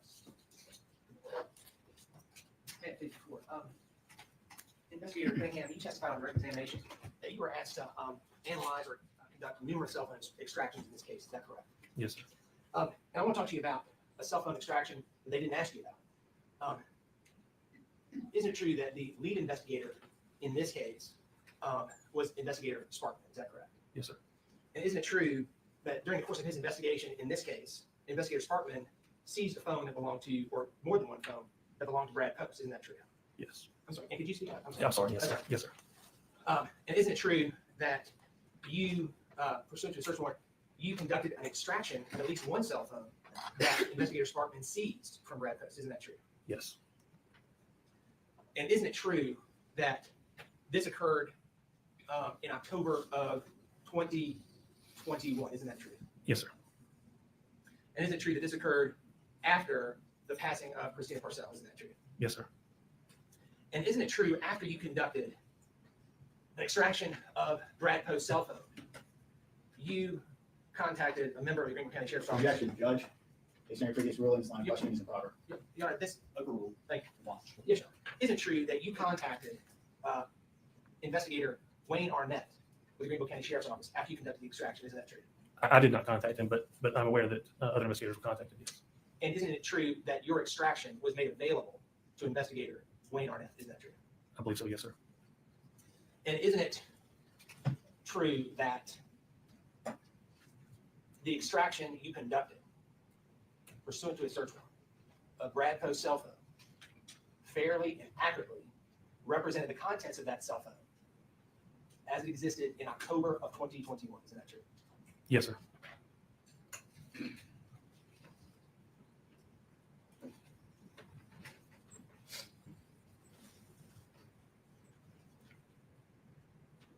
One second.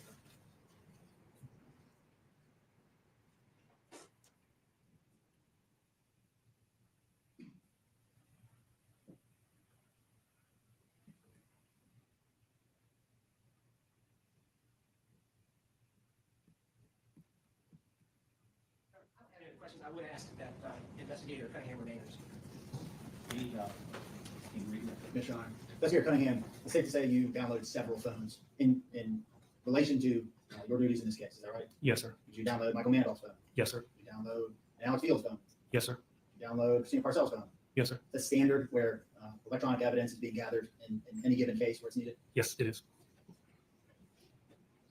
I have no further questions for you. Just very briefly, Investigator Cunningham, you were asked about extractions of other people's phones.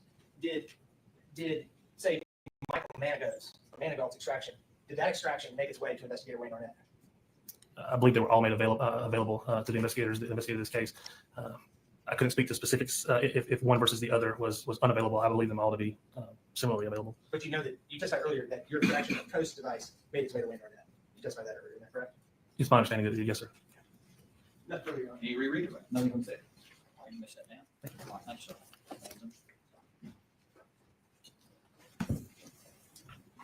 How we looking? This is about 20, 30, 30.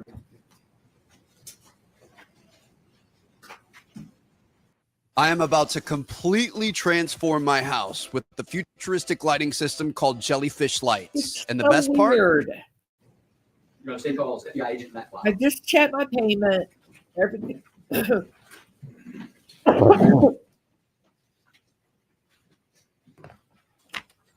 Do you solemnly swear or affirm to tell the truth, the whole truth, and nothing but the truth? So help you So God? strange that I'm getting those advertisements. Please state your name for the record. My name is Matthew Wild. All right, Agent Wild, who do you work for? I work with the FBI.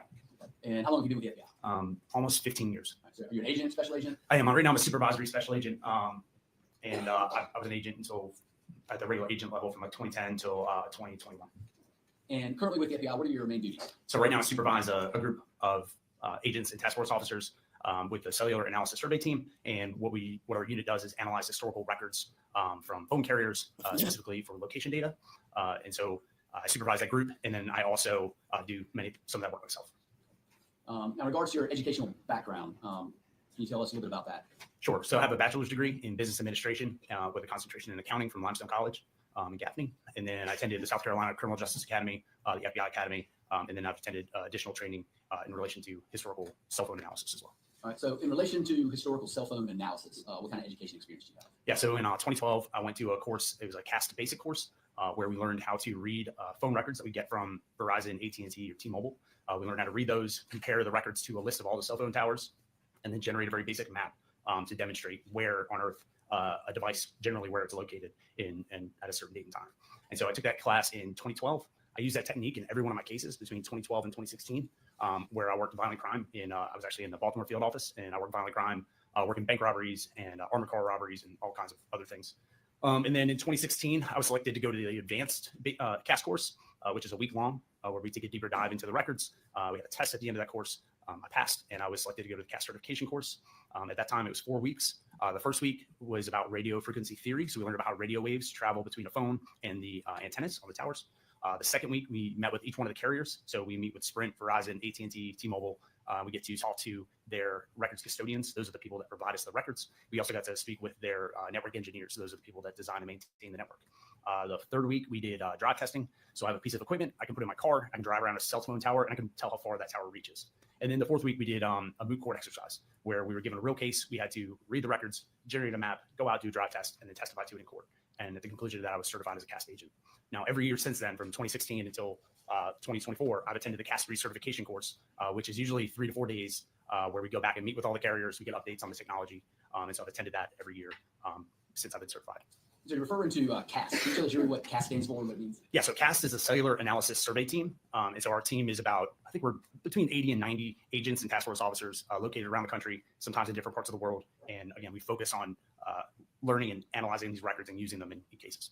So can you give us an example of how you would use cell phone data that you would receive and how that helps determine a location?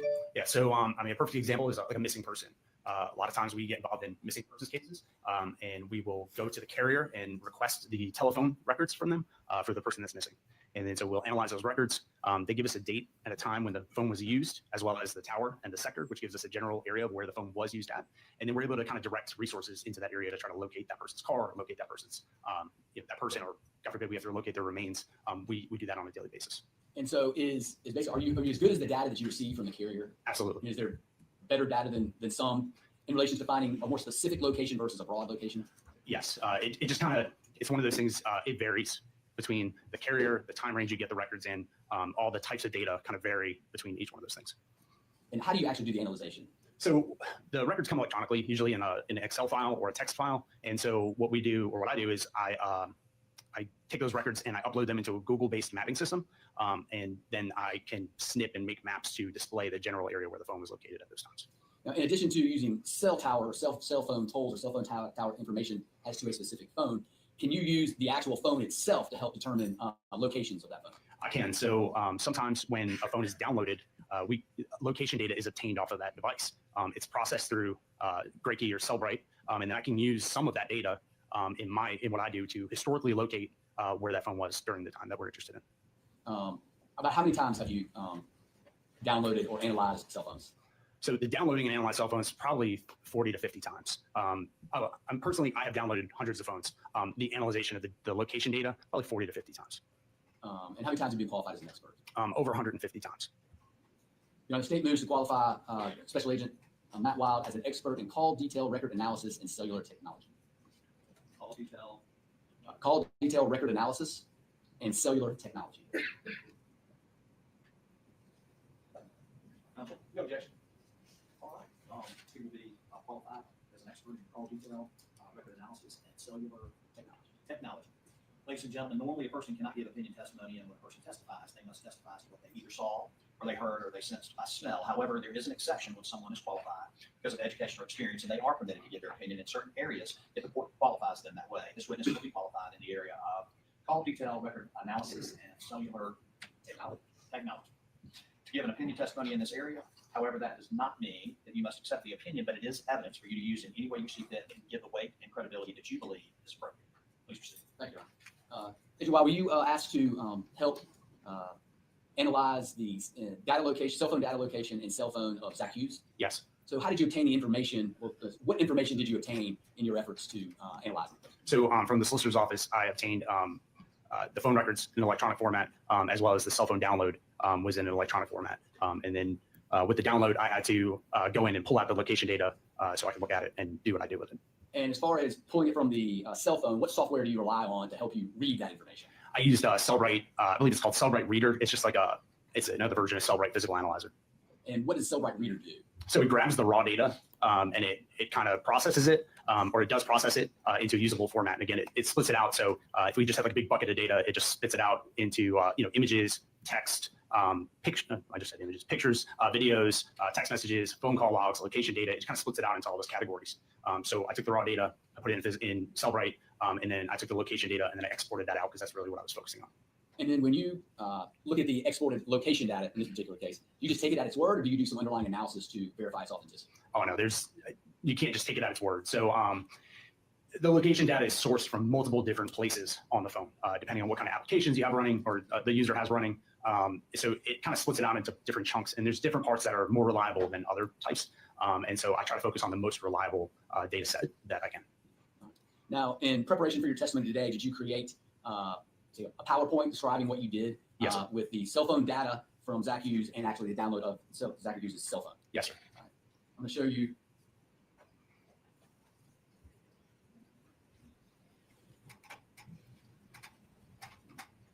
States Exhibit 174. And see if you recognize that. Yes, sir. This is the thumb drive with my report on it.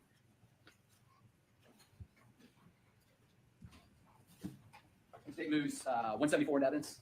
No objection. No objection whatsoever. All right, well, we're going to throw this up on the screen right here. Somebody's going to give you a laser pointer. All right. Thanks, sir.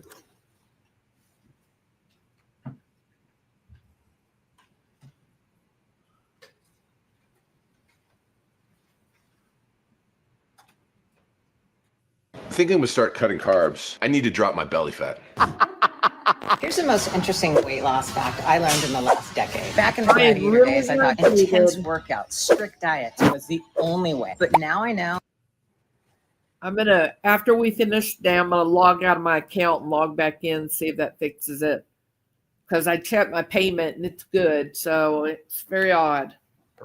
If you'll just say next slide whenever you're ready. Yes, sir.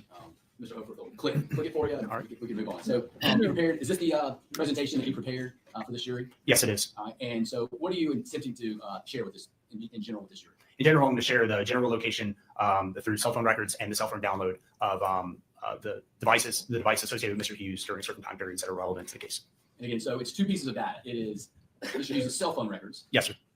This should be really interesting, right? That you see the data on. Yes. And do you distinguish between those two in this report? I do. Right. Now, is there anything interesting about the cell phone data that you received in this report? Yeah. The Me cell phone too, records. just another human. Yeah, so the cell phone records I received in this for this case, they're from Verizon. Good to see Usually you. Verizon provides a report that has the cell phone towers, so it tells me which towers being used, and then it tells me which sector Yeah, of the side of the tower totally, is being Ginger used. girl. In this case, Absolutely. I think Verizon was transferring systems. They generated a different report. Diamond and that report Paw. only shows me the tower that's being used. So it's kind of demonstrated as a circle. And so when we get there, I'll explain what that means. And before it would be a pie. It would be like a wedge. Yes, like a piece of pizza. All right, next one. 2 All right, years. so Yeah. slide 2. This is just the background of the case and my methodology. So the first paragraph describes that I was asked by the solicitor's office to help with this case in reference to an incident that occurred on October 13th, 2021. My methodology I've already talked about. I take the records that I get from the carrier, compare that to a list of cell phone towers here using the tower list that was in effect during 2021, and then I generate a map to display the general area where the devices were located, and then my conclusions are further down in the report. Next slide. This is an example of different cell phone towers. Most importantly is the one here on the top left. That's really most likely what you see almost anywhere in America. There's a couple important things about those. There's speaker-looking devices hanging on that tower. Those are those antennas that transmit and receive a signal to and from a phone. A phone's very much like a car radio. As I drove here today, there's a tune to my favorite radio station, to my favorite frequency, and somewhere out in Greenville, there's a tower. It emits a signal. My car radio receives that signal, and I can listen to my favorite station. The difference between my car radio and my cell phone is that with my cell phone, that transfer of information has to go in two directions. It has to come from the tower to my phone, but I also have to be able to send information from my phone back to the tower. And so those are the antennas that send and receive that information. And then there's just several other examples of antennas. There you have them on the outside of buildings. Everyone's favorite is always the pine tree. And they all essentially serve the same purpose to transmit and receive signals. Next slide. Generally, what we figure out is when I look at the records, again, it usually gives me a sector, tells me which side of the tower is being used. And so by looking at the sector and the azimuth or the direction that that sector faces, I can usually demonstrate a wedge. Here in this case, again, I don't have the sector information, so really this doesn't really matter. Next slide. You can go to the next slide. Okay, so normally I would display the sector like I would here on the top. as kind of like a piece of pizza or like a pie wedge. But here, again, I don't have any sector information, so I'm demonstrating it as a circle. I'm not saying by any means that the phone has to be within that circle. I'm just saying that that tower is within that circle, and that tower emits a signal that goes in 360 degrees direction or out from that tower. So the phone's gonna be somewhere between the tower being used and the next one in any direction around it, but closer to the one that's being used. Next slide. All right, so this is the legend for this case. So this just kind of gives you an overview of the area. And so I have a couple addresses here. The green pin up there represents 200 Tyndall Avenue in Greenville. So they're in the center of the map. The blue pin represents 799 Indian Flats Trail in Slater, Marietta, South Carolina. That's kind of up there near the South Carolina, North Carolina border. The red pin represents 122 Canebrake Drive in Greer. And then the orange pin represents 12 Blake Street in Greenville.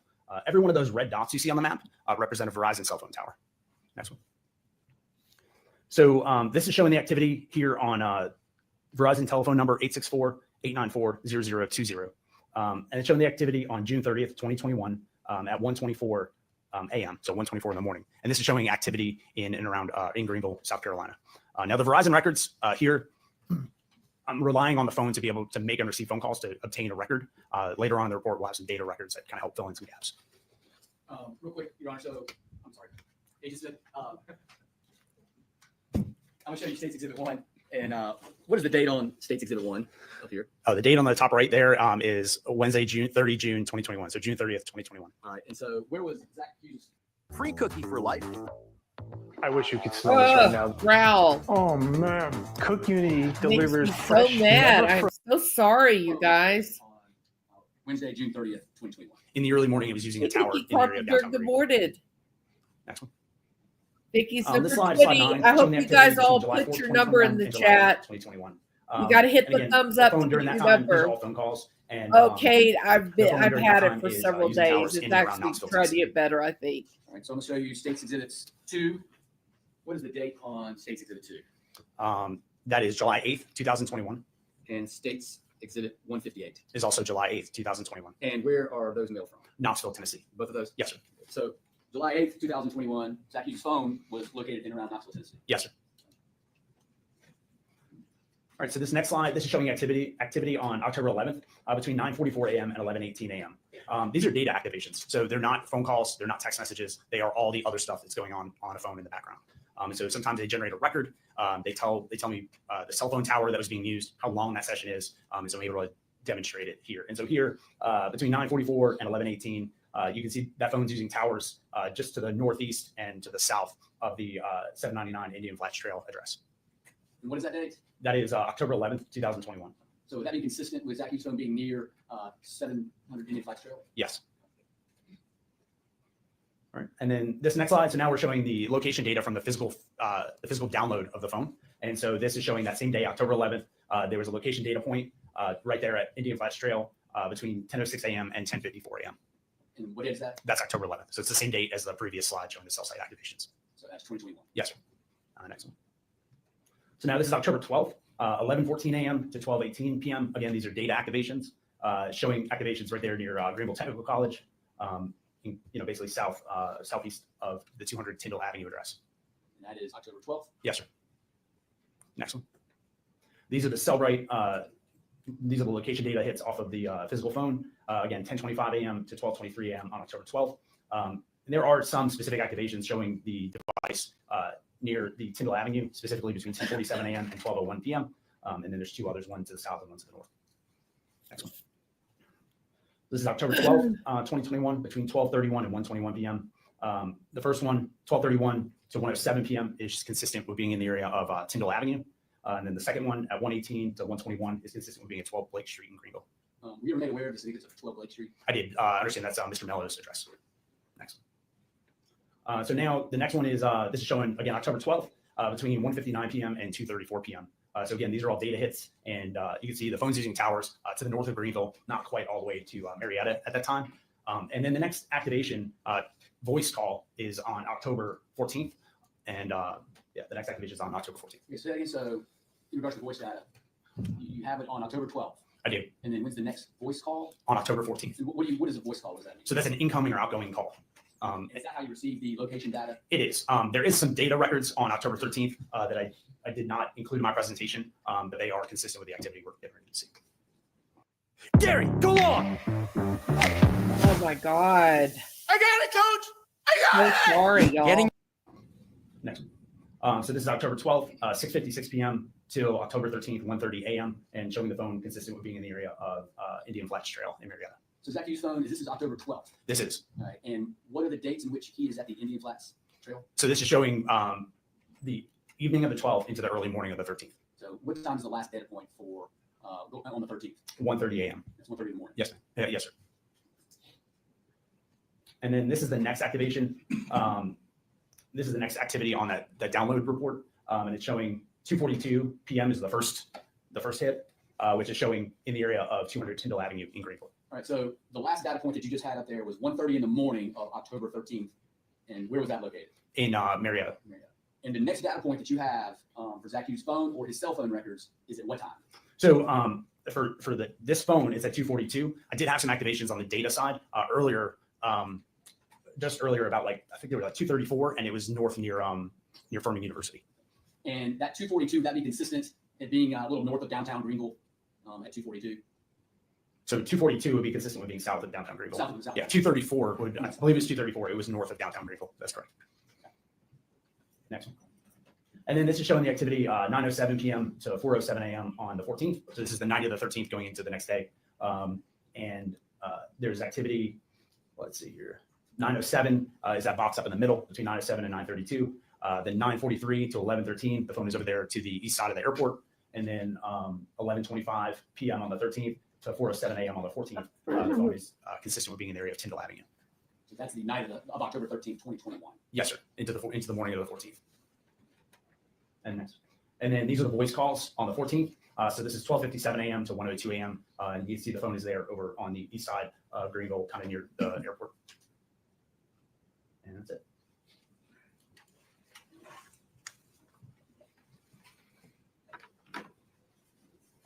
Just answer questions. Yes, sir. I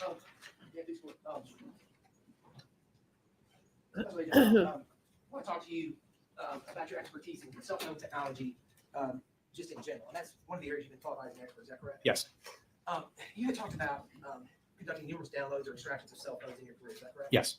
Were you asked to perform any analysis on a cell phone, in this case belonging to a man named Bradley Post? I was not. You made a comment that when you receive data, basically you never take it at face value. Is that correct?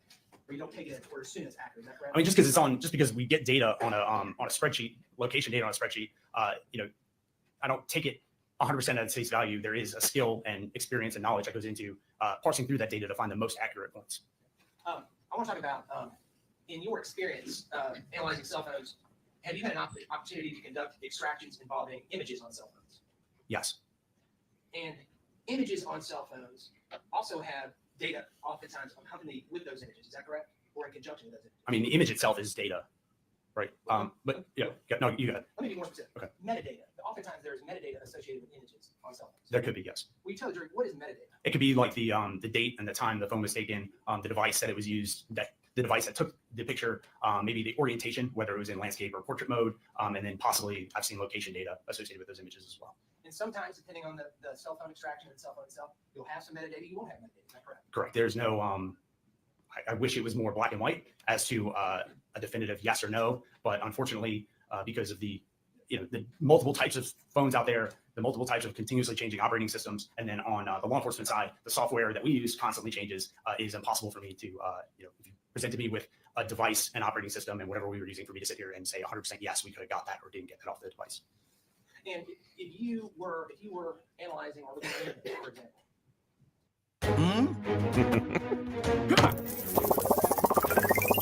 Yeah. There would be occasion you would have to doubt the veracity of the metadata if you had conflicting evidence. Is that true? I don't know what you're referring Let me give you to. an example. Sure. Let's say there's a picture of me on a cell phone that says that this picture was taken January 1 of 2021. And let's assume you know that I could not have been where the picture was taken of me of January 1, 2021. Isn't that? Under those circumstances, would you have reason to doubt the accuracy of the metadata on the phone? I mean, it's kind of a big if, and I just generally across the board, I wouldn't really doubt the accuracy of the metadata. So, I mean, that's kind of like a huge if question. I don't know how specifically to answer that. So let's be specific. If you see a picture of me and the metadata says it was taken January 1 of 2021, He's asking hypotheticals that he's not. He's an expert in cell phone technology. These are just made up hypotheticals without any underlying data. He's an expert. So He if can there's have a an picture of opinion. me that has metadata in a cell phone that says January 1, 2021, and you know for a fact that I could not have been at that location on January 1, 2021, would that not cause you to doubt the accuracy of that metadata? I mean, I've never been presented with a situation like you're referencing, so I don't know how to answer the question, sir. So you can't answer the question. Oh man, answer the question. You're the damn expert, buddy. I don't know how to answer the question, so I've never been faced with that situation, and I don't even know how I would go about answering that question accurately. Let me ask you this: artificial intelligence. That's something obviously that's become more prominent in recent years. You agree with that? Is that correct? I agree. Question to everybody. Does it seem like he's got like a nervous blink that wasn't there before? Or am I just kind of dozing and watch him? And I can't be there. You don't know how to answer that. I don't know how to answer the question, so I've never been faced with that situation, and I don't even know how I would go about answering that question accurately. Let me ask you this: artificial intelligence. That's something obviously that's become more prominent in recent years. You agree with that? Is that correct? I agree. See what I mean? That wasn't there before, was it? Now, are you That's finding 254. artificial intelligence in substance? The waves travel between a phone and the antennas on the towers. The second week, we met with each one of the carriers. So we meet with Sprint, Verizon, AT&T, T-Mobile. We get to talk to their records custodians. Those are the people who provide us the records. We also got to speak with their network engineers. So those are the people that design and maintain the network. The third week, No, we did, it's drive new. testing. Wow. I can What's put it in that a car, I can about? drive around a Is he cell phone lying? tower, and I can tell how far that tower reaches. And then the fourth week, we did a moot court exercise where we were given a real case. We had to He looks read the records, normal, doesn't generate he? a map, go out, do a drive test, and then testify. What the to the conclusion hell? that I was certified as a CAST agent. Now, every year since, There's metadata that says a picture was taken with me at a location on one date, and I can't be there. You don't know how to answer that. I don't know how to answer that question, so I've never been faced with that situation, and I don't even know how I would go about answering that question accurately. Let me ask you this. Oh, wow. So he is nervous. That's something obviously What that's become more is that? I agree. And when you are reviewing cell phones now, are you finding the implementation of artificial intelligence in contents of these cell phones? On a daily basis, I'm not actually reviewing multiple downloads of cell phones. I'm basically in my. Hey, did you know you might get a big cash payout if you were in a car accident last year? Yep. Even if you weren't driving? Just my role and what I do, I'm focusing on the location data associated with those phones. So, if you gave me a phone today to download, I'm basically going in there, grabbing the location data and doing my thing with it. I'm not really diving into whether or not there's AI on the phone or whether or not somebody's using ChatGPT or any of that kind of stuff. So I have no experience in that measure. So back to my question. With cell phone extractions that you're reviewing currently, are you finding evidence of the presence of AI on these phones? Again, I'm only reviewing the location data, so I wouldn't see the presence of AI or even know what it would look like because I don't look for it. I look for the location data. So that's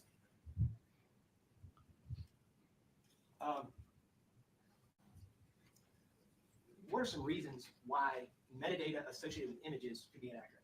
I don't know. You can't think of one reason. No, sir. It could be Do you know why changed. metadata can be inaccurate associated with images? Again, I don't know. I've never been faced with that, so I don't know if that could happen or not happen. So you're telling this jury, as an expert in cell phone technology, you have no idea whether metadata associated with images can be inaccurate? Again, I've never, Yes, it could be never been faced with inaccurate. that It could situation, be and so changed. I don't know if it could be inaccurate or not.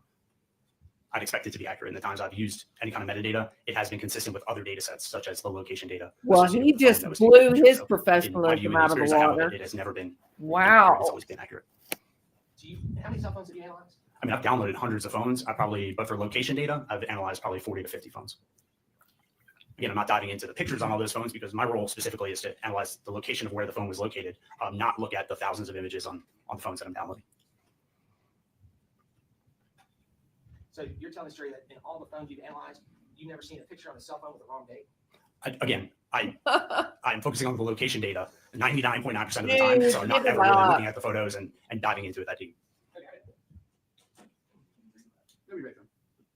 Thanks, sir. Okay. Well, we got a little bit of insight there about the defense, didn't we? Fascinating.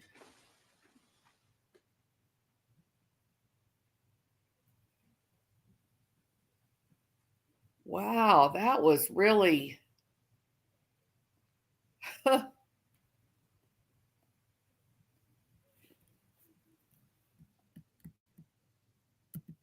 Look at him. He's looking back at.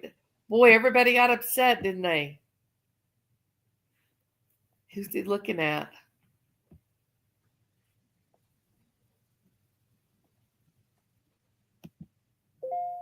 Oh, he's happy about that. Look at him. He's happy about that. Wow. We got some big insight there. Big. Big, big, big. Yeah.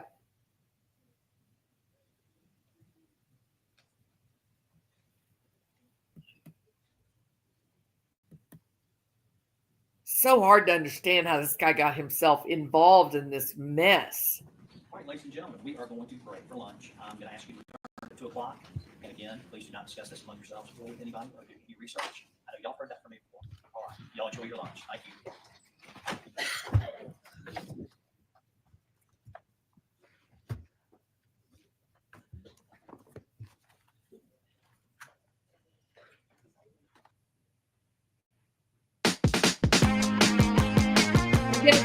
Jellyfish lighting is a color-changing outdoor lighting system that's permanently installed along the jellyfish lighting. Got to see how much it is, though.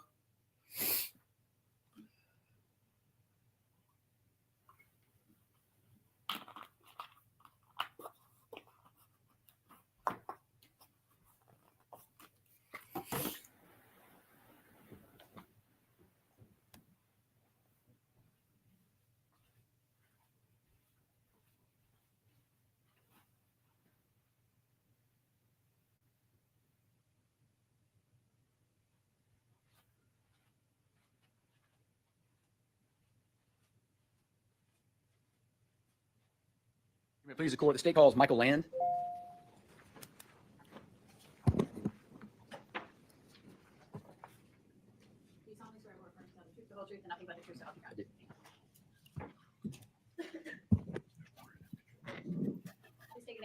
Michael Land, L-A-N-D.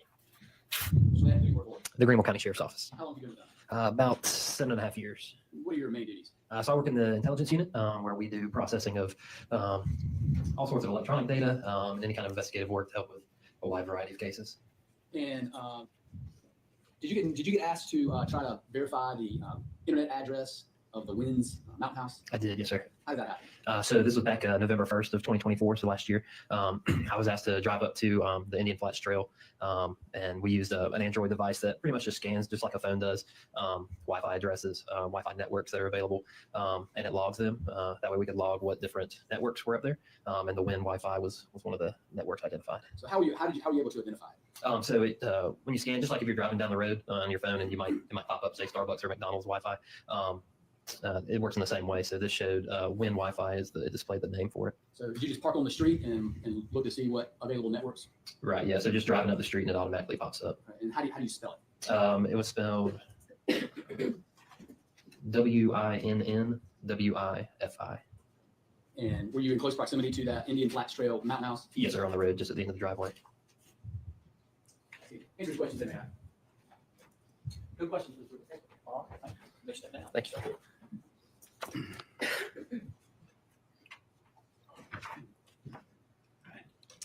The state calls Jim Perry. Do you solemnly swear or affirm to tell the truth, the whole truth, and nothing but the truth, so help you God? I do. Please take a name for the record. James Perry. I'm Mr. Perry. What is your rank? How do you go by? I'm an investigator. Investigator. And what do you do for a living? I'm an investigator with the Greenville County Sheriff's Office. And what kind of work do you do for the Greenville County Sheriff's Office? I do the Computer Crimes Investigation Unit. What does that entail? It entails doing forensics on cell phones. And were you, how long have you been with them? I've been with Greenville County for 30 years, and then I had another 13 years with Greenville City and Greer. So 43 years total, with a little stench of about 7 years doing private investigation. So 50 years. 50 years in investigations. Yeah. Imagine you have a story or two for us. There's statute of limitations. I'm glad to hear that. How did you get involved in this particular case? The day of October 13th, I was asked to go out by my sergeant to the crime scene to collect a cell phone that belonged to the victim and bring it back and do the forensics on that one. Now, you oftentimes utilize along with Charlie Cunningham, who we heard from as well, to help download phones and analyze them? Yes. And in doing that, what software do you use to Okay. And analyze those? back then, I was using just the regular Cellbrite forensics tool. And what does Cellbrite Forensic Tool do? It basically what it does is it images the cell phone that you target, and once you get the image, you load it into a software program that pulls up a certain format that you can go through it and see what kind of data that is actually on there. So you have the software that downloads the raw data from the phone. Correct. And then you have the software that helps you read it. Yeah, it opens it up and parses it to make it a readable. And is that called Cellbrite Reader? It's called Physical Analyzer. You've had Physical Analyzer. The report you get when you go through it is called, it puts a program in there called Cellbrite Reader, so that if I give it to you, you can open it. You don't have to have the program I have. And once it gets into the Cellbrite portion, the reading part of the software, are you able to manipulate it after that? Or no, once it comes up on the screen and it's opened up, you can't go in there and add things or take things away. In this case, were you asked to review the downloaded data from Zach Hughess' phone? I was. And were you able to do that? I did. And how would you do that? Or where would you do that? I did it in my office on my forensic computer. And once you're in there, are you able to generate reports? You can create a report from a report. So if I were to give someone a 50 gig Cellbrite report, but you just want to narrow it down to one day, you can narrow it down to one day, and then at that point, create another report that looks identical as far as the layout of the Cellbrite report. But I know, like on this particular phone, if you were to print it out, it would have been close to 88,000 pages if you did the whole phone. And so were you able to review the information on this phone as well? I was. In fact, did you identify that WIN Wi-Fi that we just? Yes, I did. I saw the WIN Wi-Fi in the networks. And then when you obtain that information, do you report it back to the lead investigators about information that's found on the phone? Right. If we're specifically asked to go through the phone, we will give them a report, pretty much of everything we found that's relevant to what they're looking for. And so not only are you downloading the phone and reading it, you're perusing it for evidence that you think may be important to the investigator's case. Correct. And are you communicating with the investigator about all this? Up front, they kind of give us an idea of what they're looking for. And then at that point, we go through. It may even come down to the point, and in most of these cases, the solicitor will come over and sit down and go through with it, which you did, sat down, and we were able to show him different things that were on the phone that were relevant. So were you able to make various reports on Zach Hughess' phone? I was. And was one of those reports called user accounts? Some of them, yes, that's one of the, it has tabs, and each tab will give you different information on the phone. And user's account is one. I'm gonna show you what states Exhibit 170. It's already in evidence, and then we'll go through it. Is that on the is that the user accounts? That is. Okay. All right. So let's take a look at it real quick.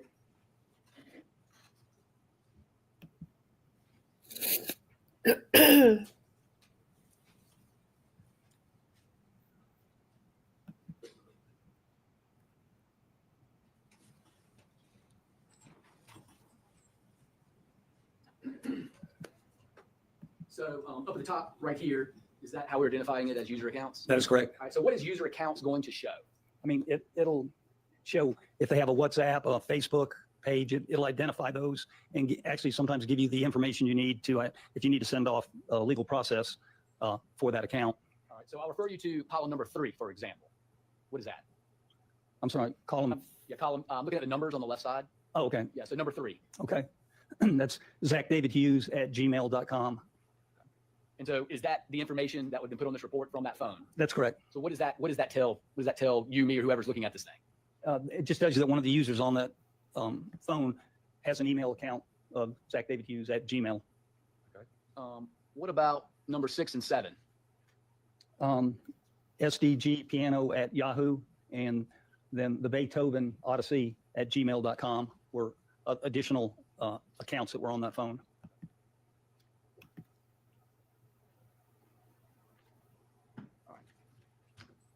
So that information is given to us, given to the solicitor's office, given to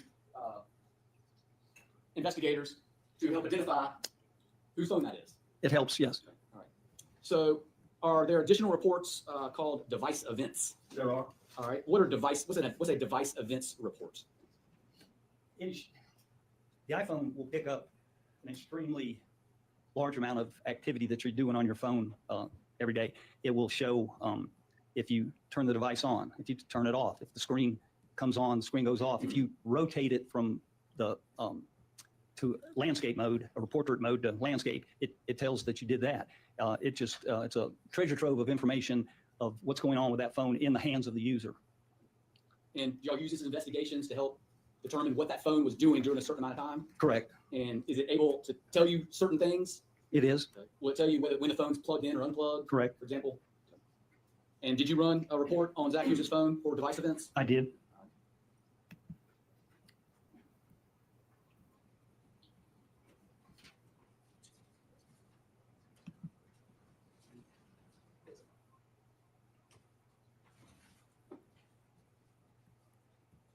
I'm going to show you State's Exhibit 175. Do you recognize that exhibit?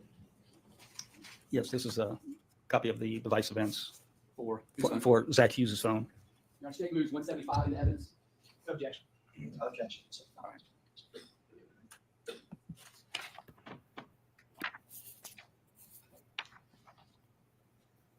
All right. So I'm going to start with column 1. And I'll see it there. All right. So tell us what that column 1 is. And we're just going to go down the columns and you can tell this jury, what is this telling you? That just, it gives you the time. It's a time date stamp for the value of the event that you're looking at. Okay. So the event type tells you what the event is. Correct. The value tells you kind of what it's doing. Correct. In other words, device plug-in status, it's going to show you basically in the values that it was plugged in. All right. What about this source over here? That just tells you basically where it was found by the Cellbrite program in the database. That's where it extracted it out. So looking at number 1, what's the date and time and the end time, and what was the event? It was on October 13th at 4:30 a.m. and it was plugged in. So is that telling you that somebody plugged in their phone to charge it? Correct. So that would require manual manipulation. Yes. All right. And let's go to number 2. Basically, it's 10:13 at 4:30 a.m. It's telling you that the phone was unlocked. So how would somebody unlock a phone?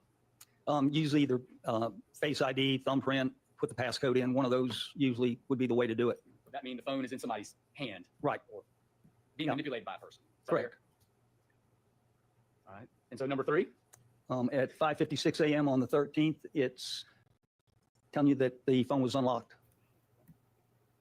And same analysis thing. applies. Correct. All right. Number 4? At 6:02, the phone is unlocked. And number 5? At 6:09 a.m., the phone was again unlocked. All right. And this is all on October 13th. All of these are, yeah, everything I think on this report is the 13th. So I'll refer you to number 5. Again, the phone is unlocked at 6:09. Number 6? Phone again unlocked at 7:06. Number 7? Phone again unlocked at 7:07. And then number 8? The phone is again unlocked at 7:41. What is the end time on number 8? I'm sorry. The end time? Is that a start time and an end time? Oh, I'm sorry. Move it up just a tad. Move it up. There you go. There you go. 7:42. All right. So then I'm going to show you column number 9. What is that? Column number 9. Oh, okay. I'm sorry. At 7:42 a.m., the device is plugged in. And then what about the end time? End time is 11:34. And then we go to number 10, and then we're going to go back to number 9. What's number 10? 10 is at 10:34, the device is plugged in. Is that 11:34? I'm sorry, 11:34. All right. So explain to this jury what this gap in time is. We've got 7:42 to 11:34. It's just showing that the phone has not been manipulated, plugged in, turned on, unlocked, any of those normal things that happen with the phone. It's not being utilized. Not being utilized. All right. And then it continues on. For example, number 13. What's going on at number 13? Okay.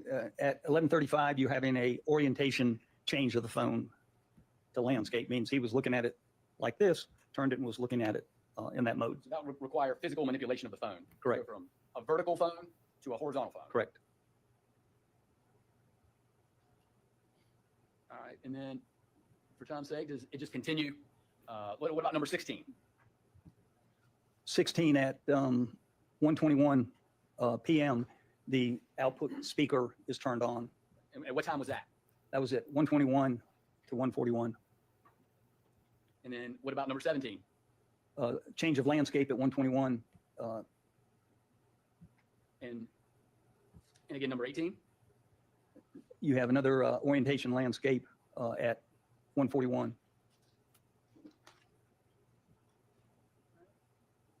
And let's go back up to the top of this report. What time in number 19? 19 again, a speaker activation at 1:48 p.m. I'll skip to what about number 22? 22, you have a speaker activation at 2:22 p.m. Okay. And what's the end time on that? 3:50 p.m.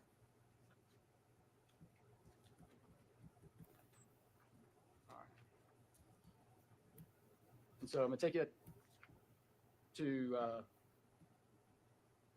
number 83, just sort of the end of this report on the 13th. So what was the last thing that the Zach Hughess phone did on the 13th? He unlocked it at 11:40 p.m. that night? Okay. The night of the 13th? Correct. Okay.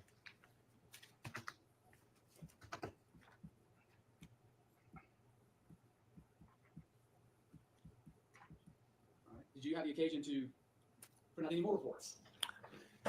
Gosh, yeah. Lots of reports? Yes, Did you do a report entitled Timeline? I did. Okay. And, I'll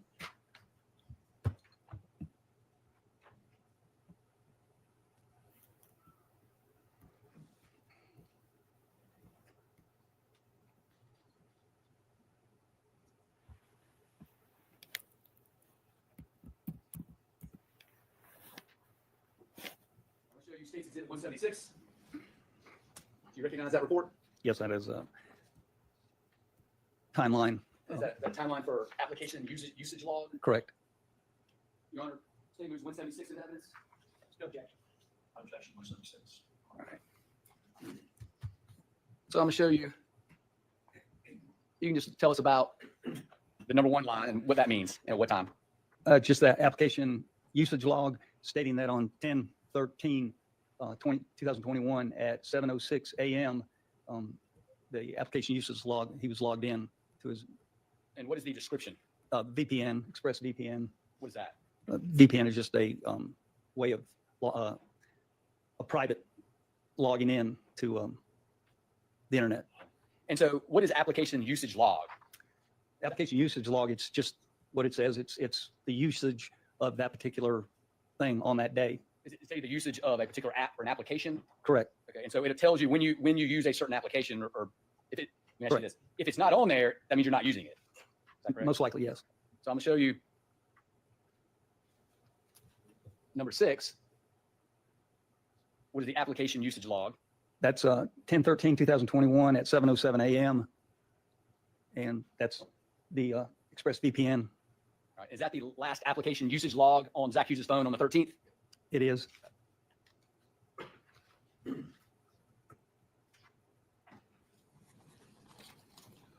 you do some more reports? I'm thinking, yeah, I think there's more coming. All right. I'm going to show you.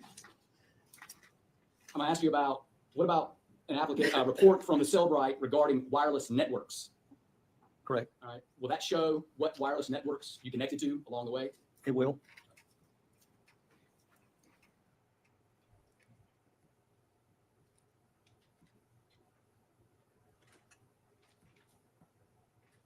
We'll show you States Exhibit 177. Yeah. Is that the wireless networks report that you ran? It is. Your Honor, State moves 177 into evidence. No objection. Objection.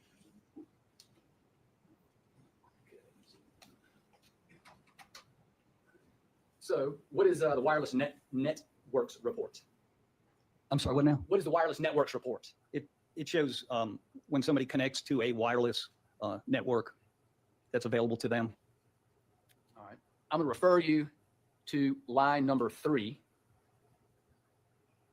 So that's a Win Wi-Fi is the name of the Wi-Fi, and then it's showing that it auto-connected on 10/13 at 2021 at 1:17 p.m. So at 1:17 on the 13th, Zach Hugh's phone was connected to the Win Wi-Fi. Correct. And you just heard testimony. Where's the Win Wi-Fi located? 799 Indian Flats up in Marietta. And what does last auto connected mean? That means the last time it auto connected. In other words, he didn't have to put in the password. He drives up the house, walks up, whatever, and it connects. Just like mine does it, my office and at home. I never have to do anything to it to get it to connect.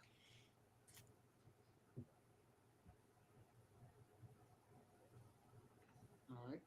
Did you run a report entitled Web History? I did.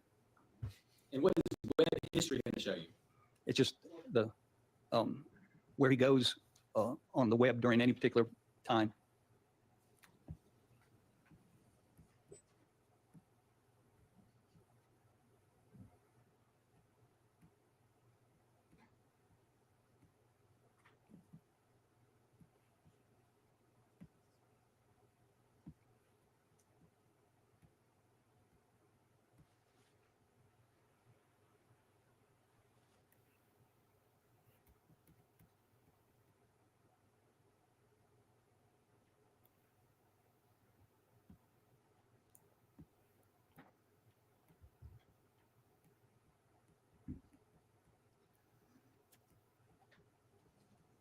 I'm going to show you states. Is it 178? Do you recognize that? I do. And is that the web history search for October 13, 2021? Was that Hughes? It is. Our state moves 178 into evidence. No objection. No objection. All right. So I'm going to show you line. Let's just start with 321. Tell this jury how this works, like how you read this report. It just basically is that first one is it's telling you the Google search that he did, and it was done on 10/13, 2021 at 8:22 p.m. in the evening. All right, I'm going to take you back to the end of the report. These reports sometimes start from early in the day and then go all the way. Right, you read them backwards. All right, so at 3:40, what time was that? Would be his first search on October 13th. Correct. 2021, right? Correct. So the first search was at what time? It was at 4:23 p.m. on the 13th. And this right here just tells you what he was logged into. Correct. So he wasn't doing any web searches in the morning of October 13th. No.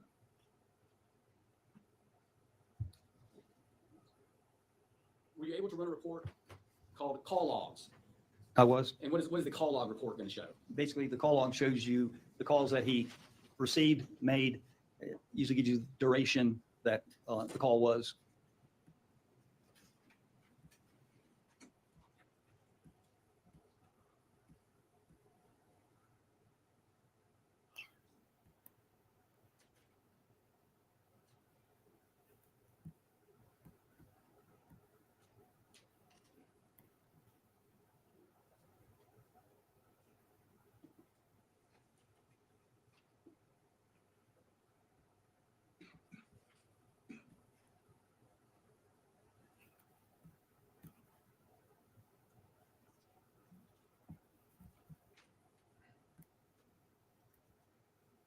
I'm going to show you states exhibit 179. Ask you to identify it.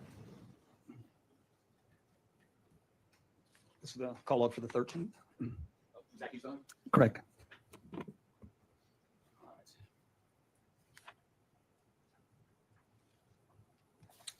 So you just testified you got to have to start backwards and work forward, right?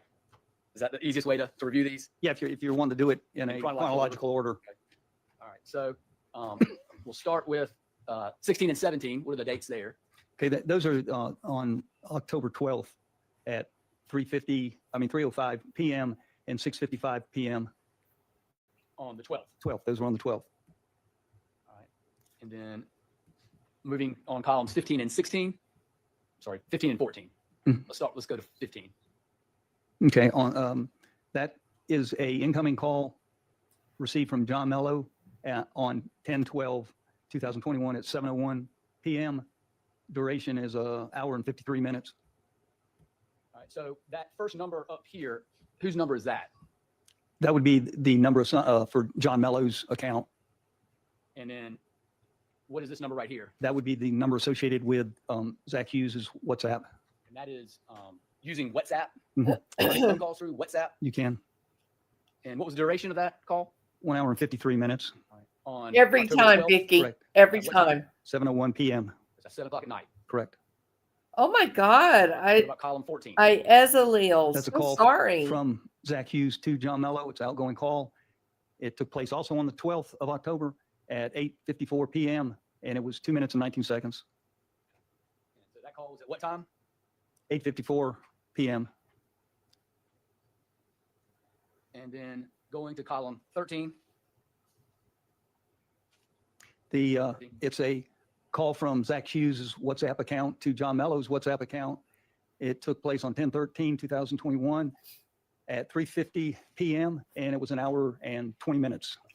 So that's on October 13th, 2021 at 3:50 in the afternoon Correct. for a duration of 1 hour and 20 minutes. Correct.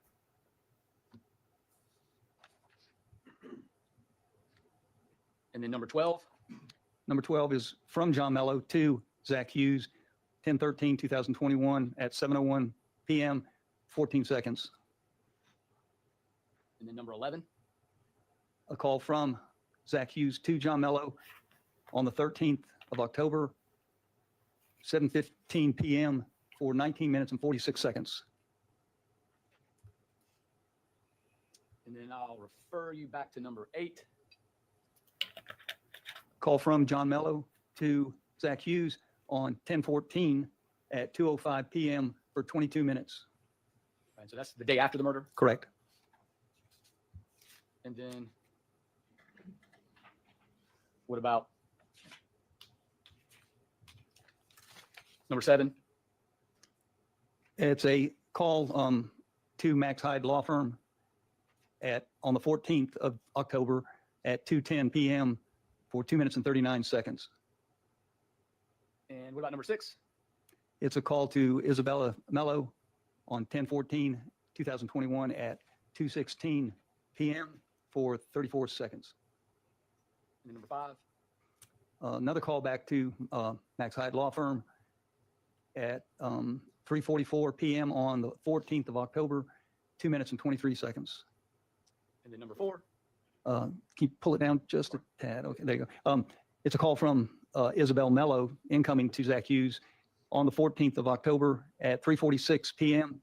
Not answered. And number 3. Call to Isabel Mello, 10/14/2021 at 3:47 p.m. 3 minutes and 22 seconds.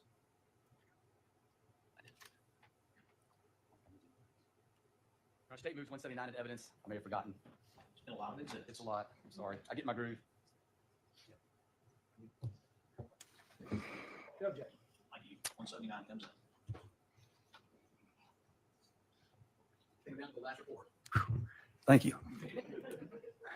So the last report is called activity sensor data. What is that? That is, if you have an iPhone, it's your activity app on there, steps, flights of stairs climbed, distance traveled during your activity.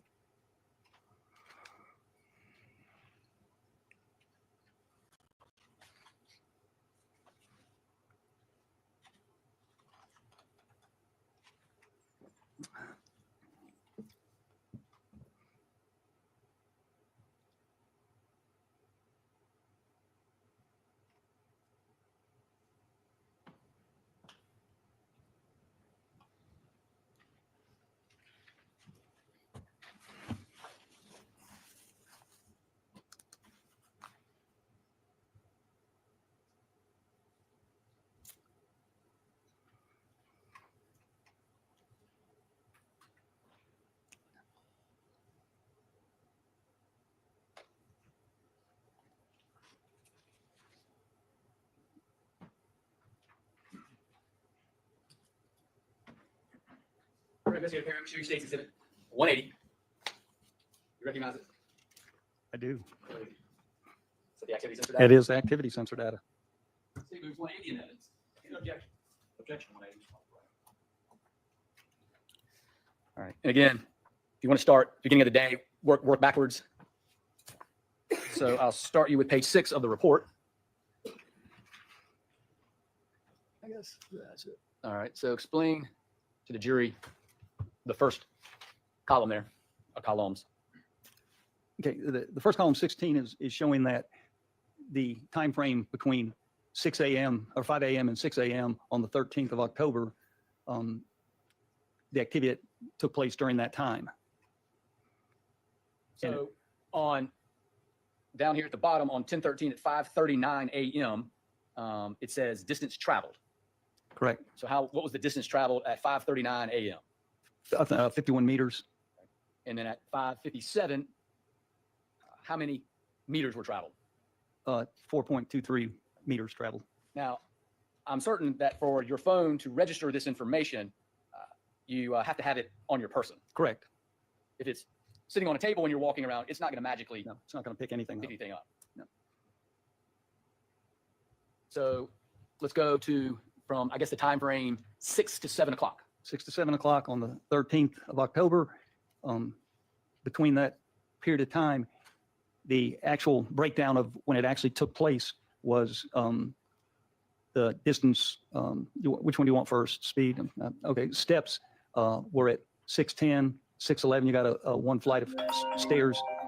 Distance traveled 21 meters, and the speed was 1.29. And we'll go from the time frame of 7 a.m. to 8 a.m. 7 a.m. to 8 a.m. If you could move it up just a tad.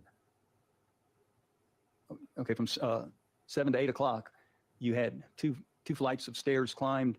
At 11:50, 11:37, you had one. No, I think you got 14 from 7 to 8 a.m. At 7:41, how many steps were made? At 7:41, you had 41 meters traveled. So that's at 7:41 a.m. Correct. And then when is the next activity on this phone? So there's no other activity picked up by the phone as user activity until 11:35. Looks like the earliest time, 11:35 a.m. on the 13th. All right, so let's start at 11:35 and work our way up on distance traveled, flights climbed, and steps, because that would be between 11 and 8 o'clock, right? I mean, 11 and 12 o'clock. 11, that's your time frame, 11 to 12. All right, so not to be confusing, at 7:41, the last step was 41 meters. Correct. Indicated right there. It was 41 meters at 7:41 a.m. All right. And then the next activity with the phone in hand Correct. is what time? 11:35 a.m. Okay. And then at 11:35, what happens? You have 79 meters traveled. All right. And then 11:48? 11:48, you have 37 meters. And 11:58? 156 meters. And as far as flights climbed at 11:37? You had one flight, and then at 11:50, you had two. All right. And then as far as steps are concerned, at 11:35? 11:35, 115 steps. 11:48? 62. And of course, 11:58. 249. Now let's move up to the time frame of 11 to 12. I'm sorry, 12 to 1. 12 to 1. All right. So this is the time frame from 12 to 1. What time does it start as far as speed is concerned? Speed, it starts at 12:07 p.m. And what is the speed at 12:07? It's 1.35 meters per second. You know, is that somebody walking? Taking a step. And then, and so that speed is measured up until when?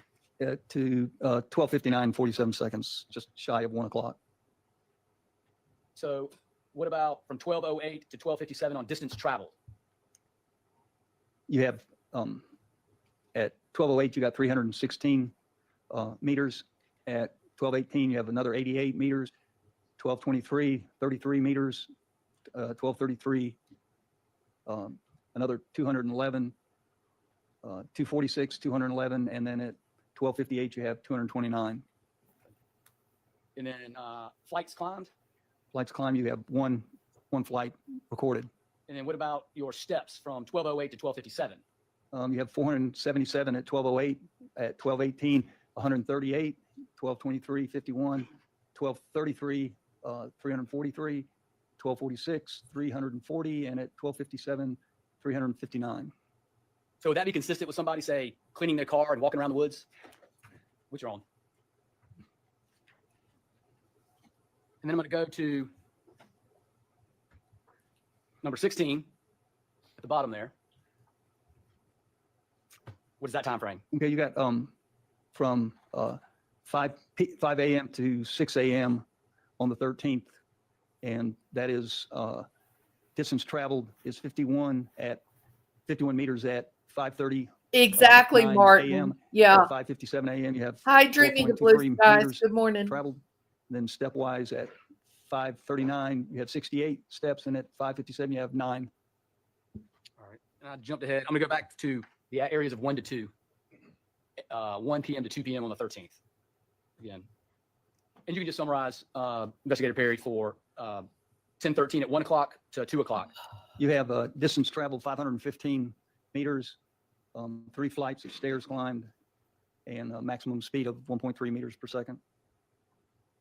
And then from the time frames of 2 to 3, you have total distance 61 meters, 1 flight, and maximum speed 1.09.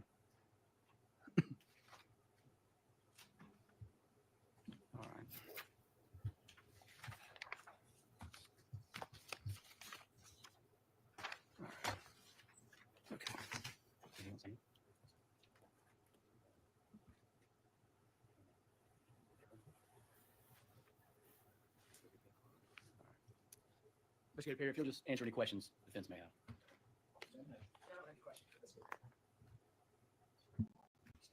Thanks, sir.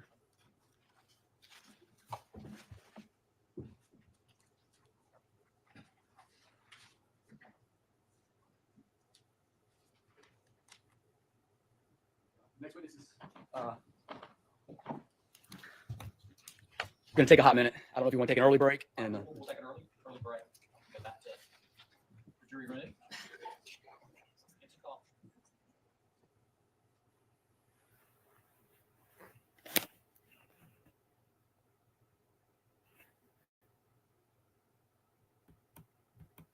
All right, they're on a break.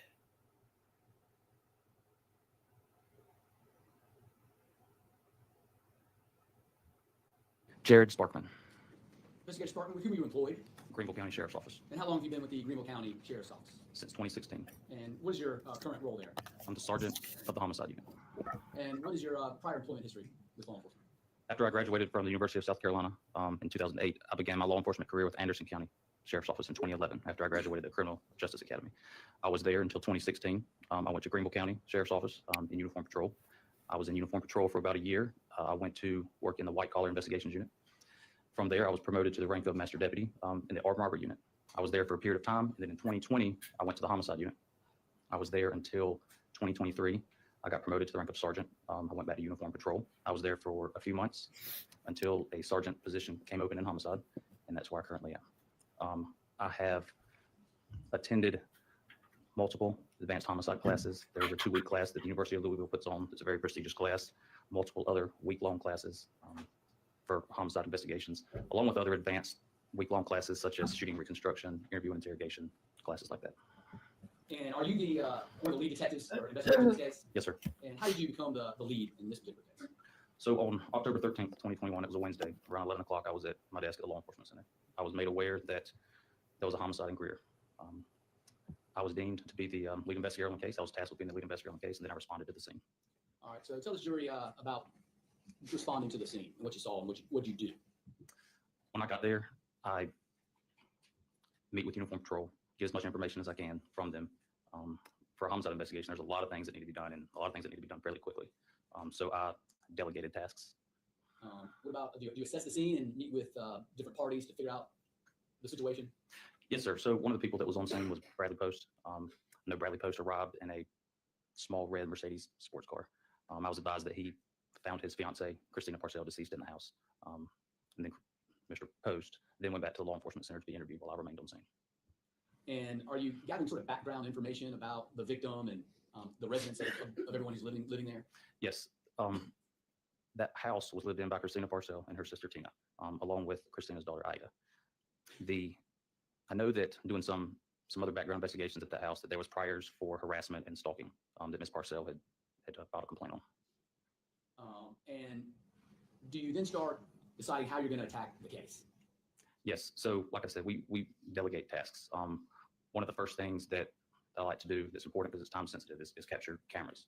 I asked Investigator Stokes to canvass the neighborhood to look for any ring cameras, talk to any witnesses. A lot of times those ring cameras, or whatever cameras they are, if they're recording for nonstop, the information, the footage that I need may not be there by the time I need it. So that's a time sensitive matter. And did y'all start looking for ring cameras and those kind of things? Yes, sir. And were you delegating those out? I was. Were one of your leads to an individual named Alex Hughess? Yes, sir.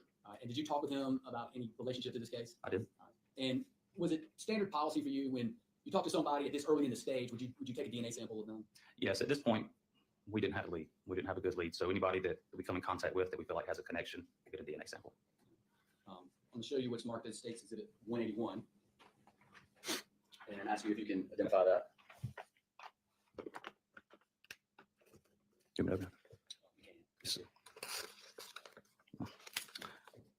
This is still sealed, but I know that inside of this is the buccal swab that I got from Alex Fields. So you did take his buccal swab? I took it myself, yes, sir.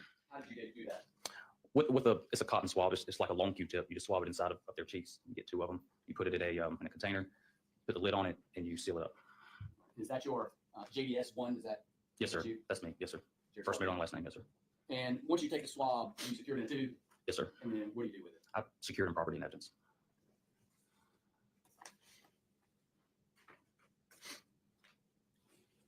So y'all are at the scene. You're looking for any leads that you can possibly get. What's your first big break? Investigator Stokes comes to me. I'm speaking with Christina's sister, Tina, in my vehicle. He comes to me and says, we got some footage from right across the street at 121 Cambridge, which y'all seen. That's huge because not only does that give us a description of our suspect, but also gives us a time frame to start narrowing our search down for. And so that was the ring camera of the suspect walking into the front door? Yes, sir. That was the ring camera that shows white male in dark clothing with a backpack going into the front door of 122 Cambridge Drive. And so from there, what did you necessarily do? By doing that, how does that narrow your investigation? Well, we know that at that time at 9:15 in the morning, we know that's when our suspect goes in. So we focus. We start at 9:15. We work our way out. We work forwards and backwards to try to get any video that we can find of the suspect entering the area, leaving the area, how he got there, things like that. All right, so when was the first time you ever heard the name Zach Hughess? First time I ever heard that name was October 22nd, 2021, when we were speaking with Michael Manigault in the interview room. So that was your first lead towards him? Yes, sir. And up until that time, what have y'all been doing? We've been interviewing and in as many people as we could that we feel like had information for this case. People that had connections to Mr. Mello, people that had connected, that knew Tina, that knew Christina, just that knew everybody. We didn't have much to go on other than that ring camera. So we were just talking to as many people as we could. Now, you spoke to Mr. Manigault. Did you take his DNA sample? Not you personally, but was his DNA taken? His DNA was taken, yes, sir. I think it was taken by Master Deputy Wolf. I believe so. Did you take his phone? Yes, sir. And did you send that over to be downloaded and reviewed? We did. So was it sort of normal protocol to take DNA samples and phones from individuals that may be potentially related to this case? Yes, sir. There was a connection with Mr. Manigault and Mr. Mello, and obviously we know Mr. Mello was going through this heated child custody battle. We didn't have much to go on. We were still grinding away. So we just want to get as much information as we can, and if we don't need it, we don't need it, but at least we have it. And so was your next big break was the flock camera? Yes, sir. When we were speaking with Mr. Manigault, Investigator Wolf, who spoke to y'all earlier, he went and did some research on Mr. Hughess and did some research, found his truck, found him on a flock camera, as you saw the day of the murder, with that bicycle in the back of his truck. And that was the only day that bicycle was in the back of that truck.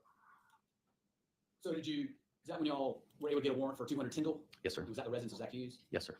And at 200 Tyndall, is that first time y'all really laid eyes on Zach Hughess? Yes, sir. And were you able to seize his phone? We did. And what do you do when you seize these phones? I know there's multiple phones. For example, you obviously seized and took the victim's phone. Yes, sir. Christina Parcells? Yes, sir. So with Zach Hughess' phone, what do you do with it? We take it and we get a search warrant for it, and we send it to our unit that does data extractions on cell phones, and they get as much information off of that cell phone as they can. And now once those downloads are produced and put in that, I think Jim Perry talked about Cellbrite Reader, and I think we spent a lot of time looking at Cellbrite Reader just a moment ago. Do you review that with the experts on the phone side, or y'all coordinate with that information that you derive from that phone? Yes, sir. We review it. I'll review it on my own. I'll review it with them because they're more familiar with that process. So we do it together. And what are you looking for inside those phones? Looking for anything from pictures to location data to phone calls. We look through the address book, messages, anything that we can get out of that phone is what we're looking through. And on Zach's Hugh's phone, we've heard some testimony to it. Were you able to locate WhatsApp messages? Yes, sir. Do you recall sort of the difficulty in those WhatsApp messages that you had in your investigation? Yes, sir. Tell the jury about that. So those WhatsApp messages, when they were recovered from Zach Hugh's cell phone, when we got them, they were in a scrambled state. The words weren't in order how they should be. It made no sense. And the reason for that is when a WhatsApp is deleted from a device and then recovered using what they use to do the forensic download of the phone, when they're recovered, they're in a scrambled state. And now in WhatsApp, if we communicate with each other on my phone to your phone in WhatsApp, is there any way to get that information from the WhatsApp corporate office? No, WhatsApp is encrypted end to end. We'll send a search warrant to WhatsApp, and there's nothing they can give us as far as the meat and potatoes of these conversations. What they'll give us is the account information of each number, of each WhatsApp number, and that's basically it. And did you in fact send a search warrant to WhatsApp? We did. And did you get any of these messages from WhatsApp? No, sir. Now, did you review all of those WhatsApps? Yes, sir. And about how many WhatsApps do you think you reviewed? There's a lot, hundreds and hundreds. Enough to fill a thick binder? Yes, sir. All right, and you went through all of those? Yes, sir. And in those WhatsApps, when you're reading the messages, are the words in a coherent order, or do you have to kind of analyze what they are? I have to analyze what they are. And did you analyze what they are in relation to the facts that of this investigation? Yes, sir. All right, and were you able to pull relevant WhatsApp messages that you believe to be relevant to this investigation? Yes, sir. All right, I'm going to show you what's already been into evidence, States Exhibit 173.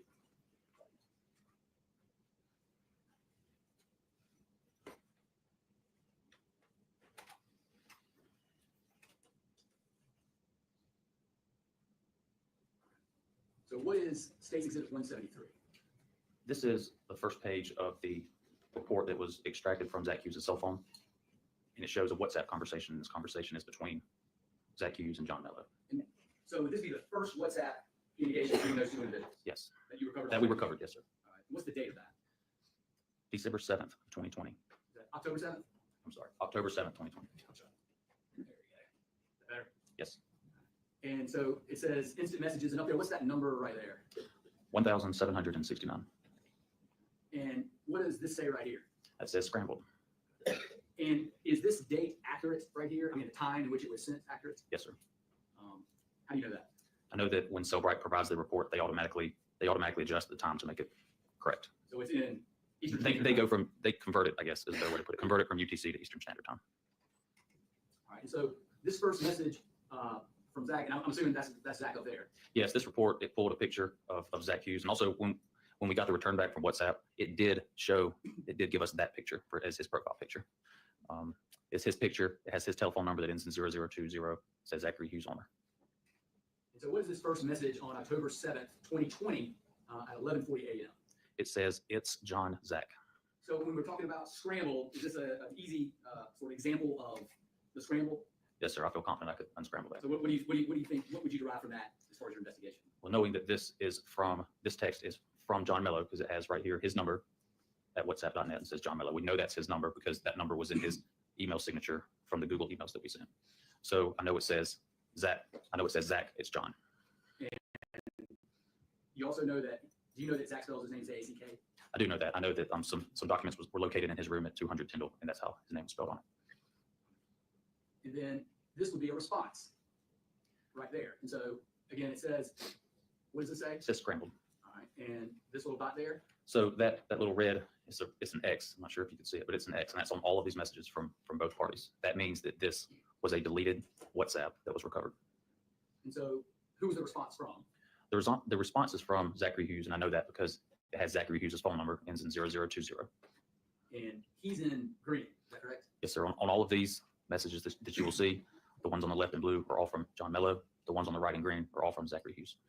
So what does this message say? I'm going to read it as is. It reads, "Is on it other the my man pal side." And I interpret. Your interpretation of that. This is your interpretation in relation to your investigation, correct? Yes, sir.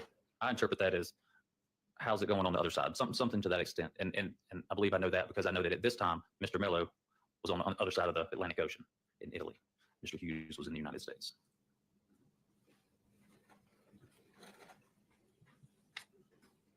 All right, I'm going to show you some more WhatsApps, and we'll go through them best we can. I'm going to show you States Exhibit 183.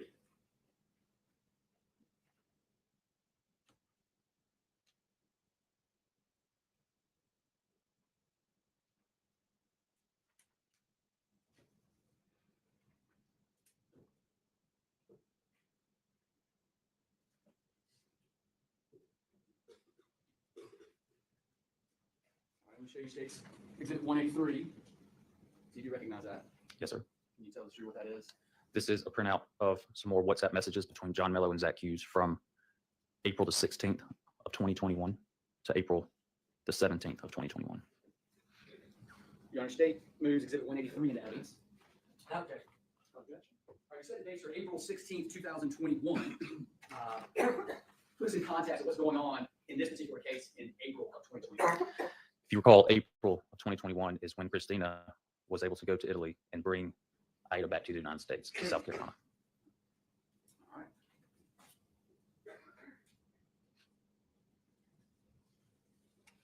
So there is the first message, and it's in blue. So who's it from? This is from John Mello. All right, and what does that message say?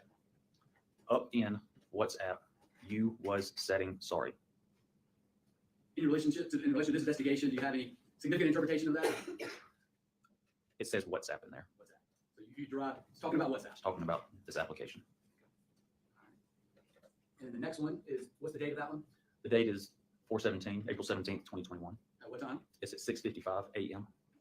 And This is from John Mello. It says, secret phone number, got I dude, private Christina's.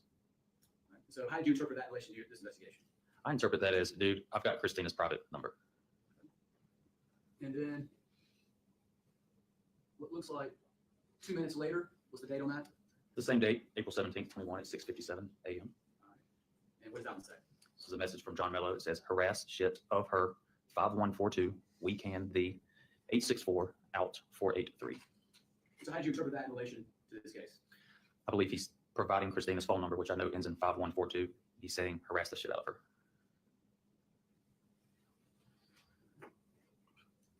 Back to the top. What is that? First message there. This is a message from John Mello on April 17th of 21 at 8:33 a.m. He sends a JPEG image. You can't tell, you don't know what the image is. It didn't recover the image. Only did an image was sent. So why can't you recover the images? Because it's encrypted. The fact that it was encrypted and the fact that it was deleted from his phone, the images weren't able to be recovered. The next one? The next one's from John Mello, same date at 8:33 a.m. It says, email please to this me photo. And Zach Hughess' response? Excellent, haha. Now you don't know what that photo is. No, sir. Do you know when John Mello emailed Zach Hughess photos of Christina Parcell when with no clothes on? We looked at them all morning. I know it was around this time. I don't recall the exact date, but I know it was around this time. About May, middle of May? Yes, sir. Is that right? All right, back to the top. This is a message from Zach Hughess to John Mello. The same date at 8:37, just did.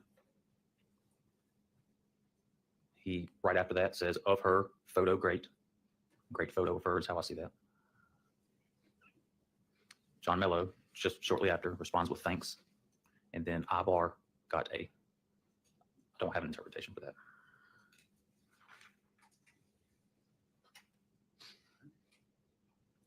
This is also on April 17th of 21 at 8:38.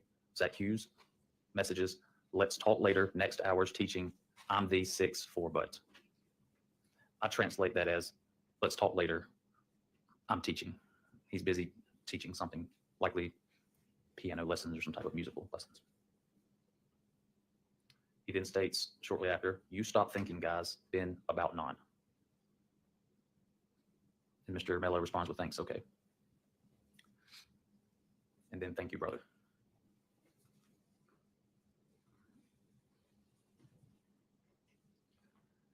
This message is from John Mello, April 17th of 21 at 8:39. It states, "Dollar burner phone, buy cheap, a store." I interpret that he's telling him to buy cheap burner phone from a store. He then states, "Haha, something else, no for." And then he states, "Message, ignore that last," shortly after. Then Mr. Mello again states, "Burner pay, get, will, I, a, but." What do you interpret that as? It looks like he's saying he'll pay for the burner phone.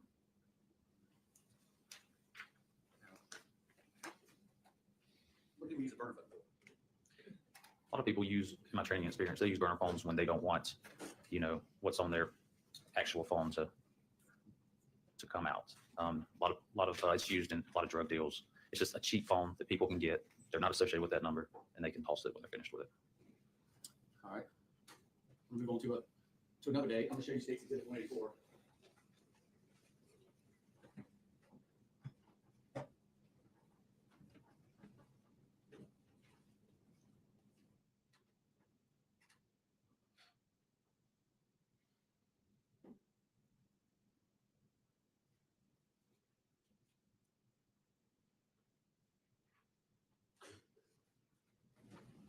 Show you States 184. You recognize that?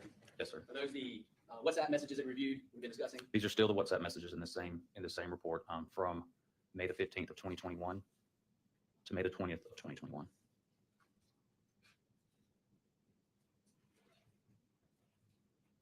right, I'm going to show you the first one here. Who is this? I'm sorry, State Moves 184 methods. Okay.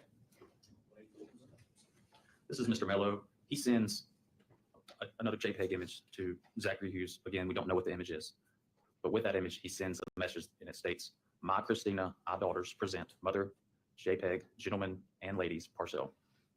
I interpret that as, "Ladies and gentlemen, I present Christina's mother." And then is there a second? There's a second image. It's another unknown JPEG image. And what about that? At 8:18 p.m., the message states, "Warren escort Caroline, aka Sweet."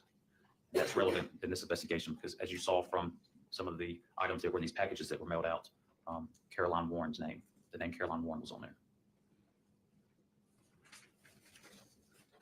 So those were the items that were in the packages. Yes, sir.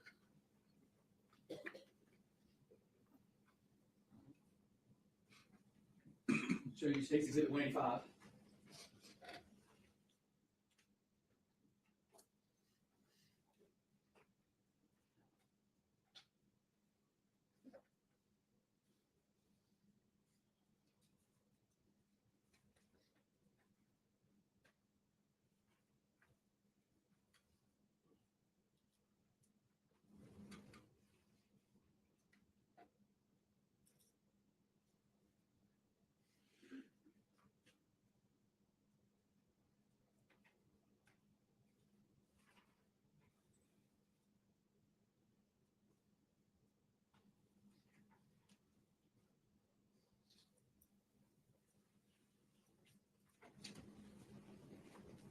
So you States 185. These are more of the WhatsApp messages between John Mello and Zachary Hughess. These are dated from May 23rd, 21 to July the 3rd of 2021. State Moves 185 in the evidence. Objection. Objection. And we'll start at the top with the date. This is from Mr. Mello to Mr. Hughess on May 23rd, 2021 at 2:13 p.m. Just states no. The following message is on the following day, May 24th at 3:42 a.m. It states, "Part the is writing its best." A few hours later at 8:15, Mello states, "Listen, should make that you from today, Greenville, thinking I'm." And then a couple minutes later, he sends a message that says mail. Why did that grab your attention? That grabbed my attention because he's talking about mailing things from the Greenville area. And I know potentially. Right, potentially. And I know that we've got these, I know about these letters that have been sent out. So it piqued my interest. Mello states on the same day at 8:17 a.m. an outside mailbox. And then does Zach Hughess respond? Yes, sir. Zach Hughess responds at 8:18 a.m. Says, all right. He follows that up with a message and it reads, I'm riding bike my way that. I interpret that as I'm riding my bike that way. And then right after that, he states, the message says, B won't camera on truck. The camera, the truck won't be on camera.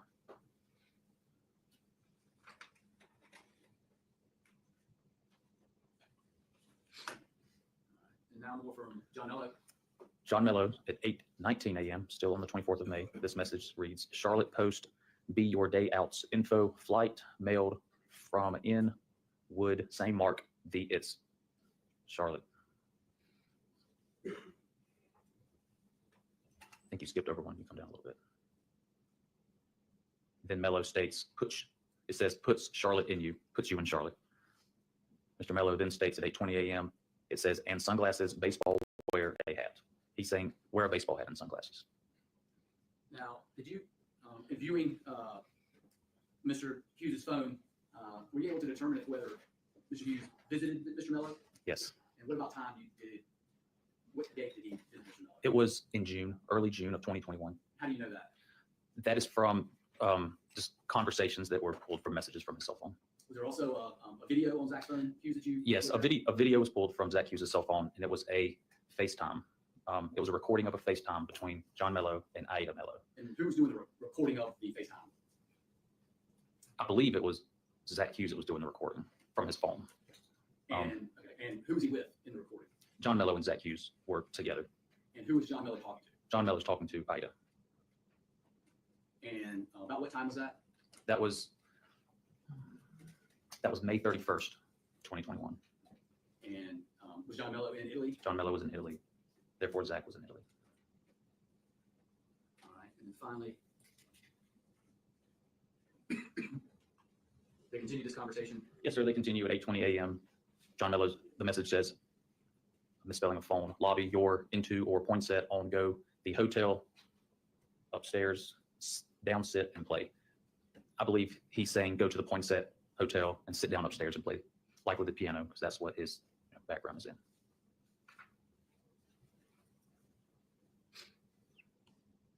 At 8:21, still on May 24th, John Mello states nice.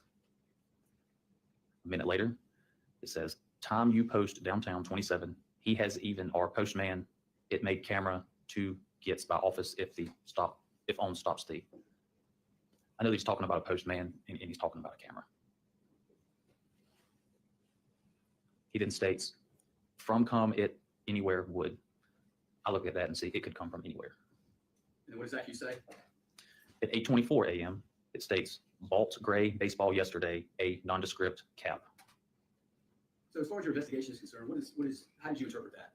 With these last few messages, they're obviously trying to conceal identity, trying to keep out of view of cameras that may be nearby.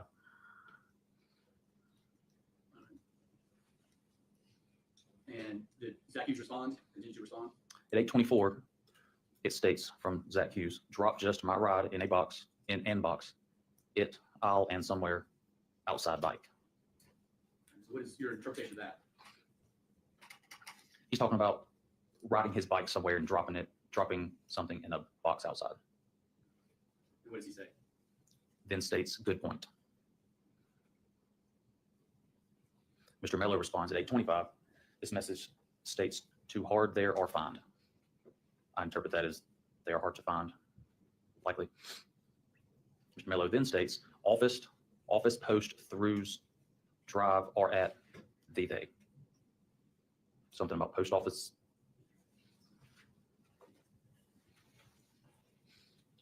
These are all from Mr. Mello? Yes, sir. We're still in blue. Mr. Mello at 8:26. This message says buying the U online or postage. I think he's saying, he's asking, are you buying the postage online? Then says, this message states, just that by UA. It's incredible, isn't it, Vicky? It's absolutely incredible. Is the next message. Following message is 8:27 from Mr. Mello. And Staples postage, it can sell, I think, way. Now, earlier Zach referred to riding a bike to drop it off. Yes, sir. Is that important in this case? I think it's extremely important. We obviously saw video of our suspect leaving the scene on a bicycle. At 8:41 a.m., Zach Hughess, this message says, of I know one. Then the next message is good fault.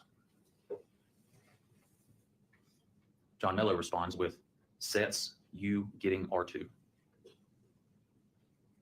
It looks like he's asking, are you getting 2 sets? Zach Hughess says what? Yes. I know, Vicky. It's terrifying, isn't it? Zach Hughess, we're at 9:04 a.m. now. This It's message terrifying. says, no, it was much how cash paying. And then first by IAU, updated thumb drive, go, have, I'll keep 2. John Miller responds with, cool, okay. Thumb drive. Thumb drive sticks out, paying cash sticks out. Obviously, it's harder to track paying cash if you use a credit card, debit card. All right. And what's the date of this? We're May 24th of 21. This is at 9:07 a.m. It's the next message John Mello sends, and it says, to ruin going their weekend. Going to ruin their weekend. Who do you think there is referring to? I think there is referring to Miss Parcell and everybody that received those letters.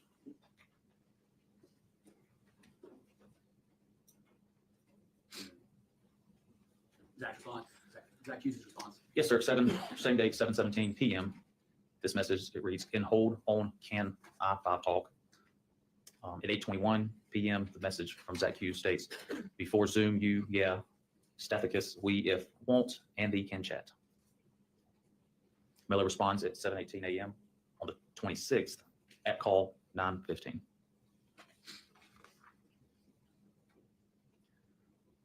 We are at July the 3rd of 21. This is 1:09. Zach Hughess responds with, headed Marina, friends, I'm with 2D. John Miller responds at 1:09 p.m. on July the 3rd. 1 minute call. Which is probably Call in 1 minute. This is at 1:45 p.m. from Zach to John. It says, it reads, sounds is on post like low funds. Now, do you see how he spells post? Yes, sir. I'm referring to States Exhibit 2. How's post spelled on this envelope on States Exhibit 2? It's incorrectly spelled P-O-A-S-T.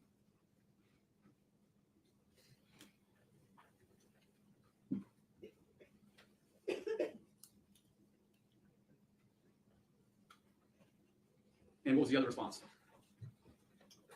From Zach, it states could from benefit as well. Check blank A.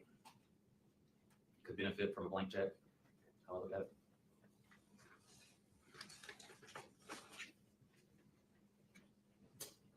All right, I'm going to move on to October 12th. Some more WhatsApps.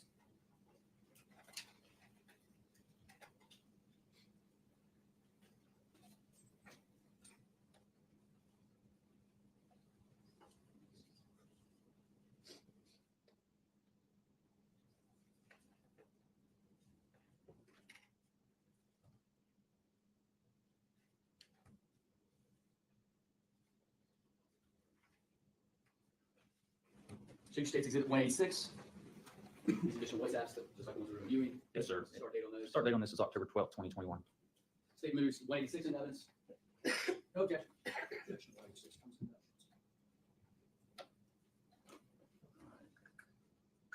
Starts there. All right, that is John Mello in blue. John Mello's still in blue, and this first message is dated October 12th, 2021 at 8:58 p.m. It reads, her arms who chopped off. And what do you think it referred to? I think it should read, who chopped off her arms. I think he's referring to Christina Miller, or Christina Parcell. Photo. Yes, Photo of Christina a photo of Christina Parcell. All right, and then this next one. Same date. No, I'm sorry. This is on October the 13th, 2021 at 10:06 a.m. Burden. Sorry, is this Mello? This sending is message? from John Mello to Zachary Hughess. Burden if way, but Aida, life, like family, finally, beg down case, and lawyer love, more doomed, been a count think, than not listening is totally nothing, her it matter as I, 14 November, at would so leave, has me stake you to point, let have all even taking our due, close, stay, we, she, and us right of hate control, brother, no needs. Was this can very far? Your for come say with on thee. I don't know what it says. I know it's talking about a burden. I know that it mentions a lawyer. I know it mentions Ada. And at what time does Zach respond on October 13th, 2021? Zach Hughess responds at 11:36 a.m. on October 13th, 2021 with LOL. And then again? The next message right after, it reads, I know, brother.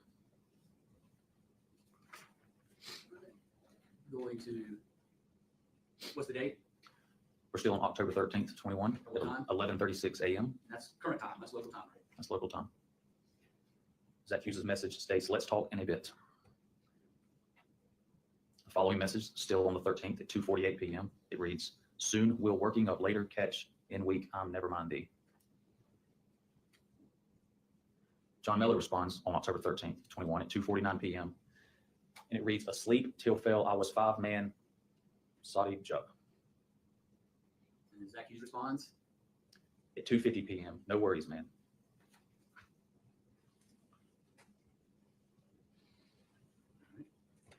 Still on October 13th at 2:50, John Mello sends this message, and it reads, 3 now couldn't information since thing after another. Thee are single bit I sleep today, our raising, it's here at fees worried. Night, building 1 weeks or not lawyer. I'm maintenance in can't of OTS about everything eat they'll my a last. And he follows that up a minute later with, and it reads, up be you or woke. Again, me night, GLSD, Any significance? It looks to be like it's talking about nighttime, woke me up, possibly. Zach Hughess responds at 2:51 p.m. This message reads, just manager got well, LOL texted work at off the night. And then a minute later, Zach Hughess sends a message that, and it reads, chat let's in little a bit.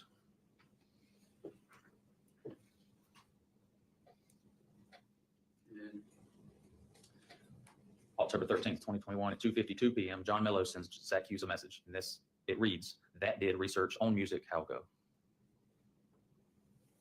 That's October 13th, 2021. Yes, sir. And what did he respond?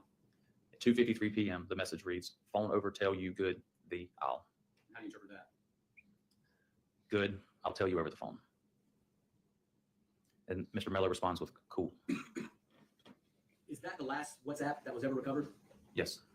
And do you recall Investigator Perry's testimony about how long the conversation they had in the afternoon of the 13th? I do. How long was that? I believe it was about an hour and 20 minutes. What did you interpret that music research as? I don't believe it was really music research. I believe John Mello sent a message to Zach Hughess in code. His interpretation of what it wants to say. All right. So, Investigator Sparkman, did you also review the Gmails between John Mello and Zachary Hughess? Yes, sir. And I know in the entire team, they just sent out search warrants for those Gmails. Yes, sir. And as far as numbers of Gmails from John Mello's email address and Zach Hughes's email address, how many emails do you think you received between the two of those? Hundreds. It fills up a large 3-ring binder. All right, so did you cull it down to emails just between John Mello and Zach Hughess? Yes, sir.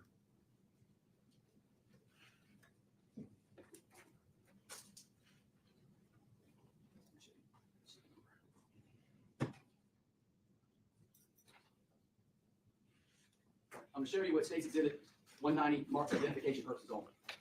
Can you look at that? Yes, sir. These are the emails between Zach Hughess and John Mello. And did you have the occasion to review those? Yes. And do you know when those emails began? Yes, sir. They began August 29th of 2020. And when did they end? They ended. I'm not talking. My microphone is October 20th. muted because I'm coughing really bad. So that's why, but Yes, I'm sir. here. Back to the United States. Yes, sir. Now, in reviewing all of these Gmails between Zach Hughess and John Mello, what was the basic theme involved in all these?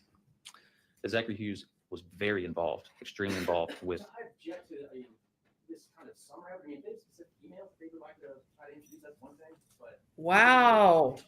of all of these emails, I object. Look, it's cell phone data, but dude, It's an exact duplicate of the phone. He knows how much he's been using the phone with Mello. Wow, that is so crazy. Oh my God, that is a terrifying thought, Vicky. You think they FaceTime so that Mello could see her die? Wow, that is so crazy. That's his family. It's so hard to believe, isn't it? It's just a crazy story. And it's even crazier that no one in true crime is covering the story. It's an unbelievable story. It's absolutely amazing.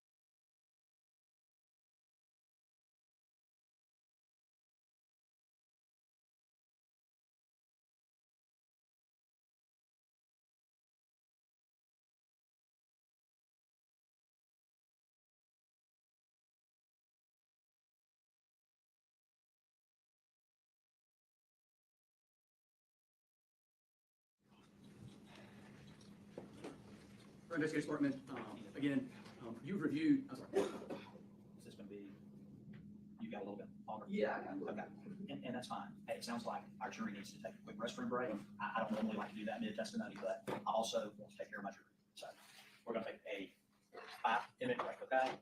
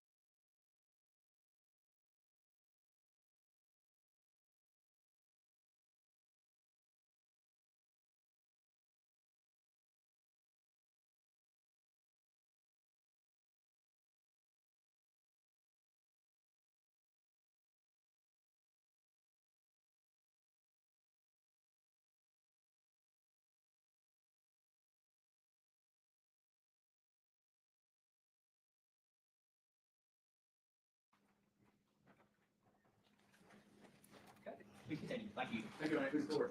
Investigation Department, you identified State's Exhibit 190 for identification purposes only. Again, tell us what that was. These are email communications between Zach Hughess and John Mello. And the dates of the first email to the last email. First one is August 29th of 2020. The last one is October the 20th of 2021. And you were able to review those emails.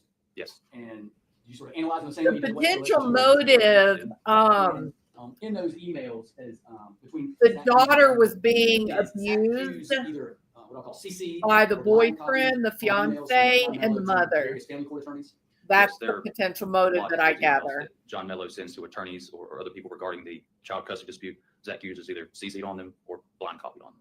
Right. Are there emails where Zach Hughes assists John Mello in writing emails or motions, not motions, maybe papers regarding the child custody dispute, or corrects or edits some of that information regarding the child custody for John Mello? There are. Are there emails where Zach Hughes is, are there emails where John Mello tells the family court attorney that Zach Hughes is allowed to communicate with the attorney? Yes. And that is regarding the child custody case over he and Christina Parcells' daughter. Yes, sir. And are there emails where Zach Hughes himself is communicating directly with John Mello's family court attorney? Yes, sir. And are there instances where Zach Hughes is running errands or doing things in furtherance of the child custody? Yes, sir. And are there emails between Zach Hughes and John Mello discussing the child custody? There are lots of them. And what are those saying? They're just talking about the situation. Mr. Mello's getting frustrated. You can tell he's getting frustrated based on words that he uses. Going to different attorneys. John Mello's talking about how he's getting frustrated with attorney A. That we need to reach out to a different attorney. And are a lot of these, I know they started in when they began in October, or August, from around April to October 13th, that time frame. Would that be the time frame when Aida was given custody to Christina Parcell and Aida moved back to South Carolina? Yes, sir. In that time frame, were there a lot of those emails regarding the custody dispute? Yes, sir. Is it fair to say that Zach Hughes was well aware of the custody dispute between Christina Parcell and John Mello? Yes, sir. And finally, were the emails, communications between Zach Hughes and John Mello, were they caring for each other? Yes. In what way? There's messages in there where one tells the other they love them. The other one will say, love you back. All right. In addition to your duties as investigator, did you review Zach Hughes's photos on his phone? Yes, sir. And we've had prior testimony where those are downloaded. The photos inside his phone are then downloaded as the images in which they're in there. Yes, sir. And you reviewed all those? I did. I'm going to show you State's Exhibit 188.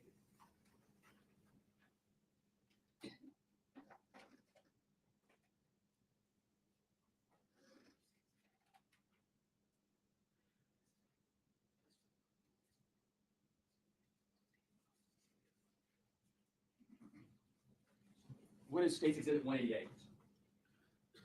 This is an image that was recovered from Zach Hughes's phone. It appears to be a picture of some typing that states to John Mello and his lawyer. So do you recognize this? I do. And where was this? What date was this? What date was this photo captured on his phone? I believe it was August 13th of 2020. Yes, sir. State moves 188 in evidence. Objection.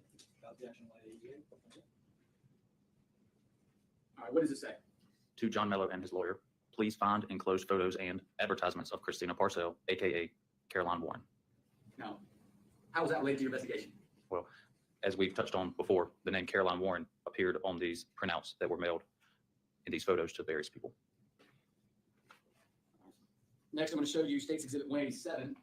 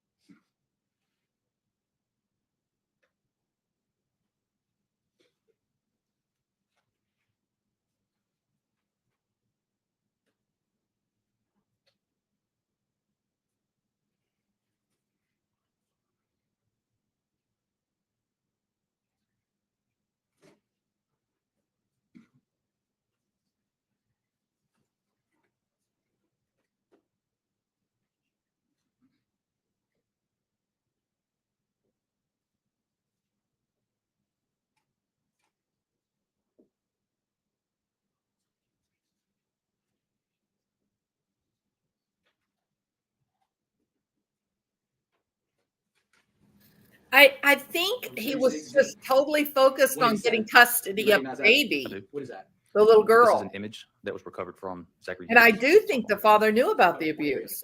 his photos. So would it be a snap or a screenshot? I guess is what they call it. Yes, this appears to be a screenshot of an image that was recovered from Zach's photos. State moves 187 evidence. Objection 187. That's part of the record. All right. And so what is this image? This is Yeah, an I image think he of knew, but they date can't on this image let is that June come 23rd, into the 2021, that the reports showed for proceedings this image. because they haven't But this is an completed the image of a message prosecution conversation of the where fiance. someone sends the address of 122 Cangreat Drive, Greer, South Carolina, 29650 to, if you pull it down just a little bit for me, the opposite way. So this is a conversation involving John Mello. All right. And why is a snapshot of that address important? Because now John Mello knows where Christina lives. And if John Miller knows where Christina lives, who else knows? Zach Hughess. This was on Zach's phone.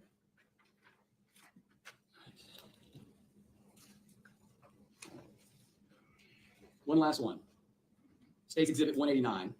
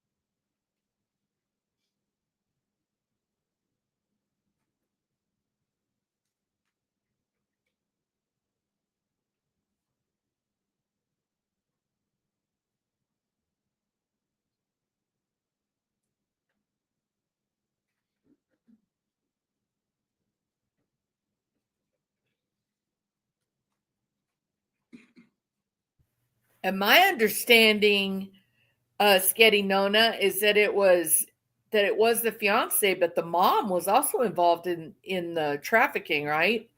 Like she was advertising the little girl online.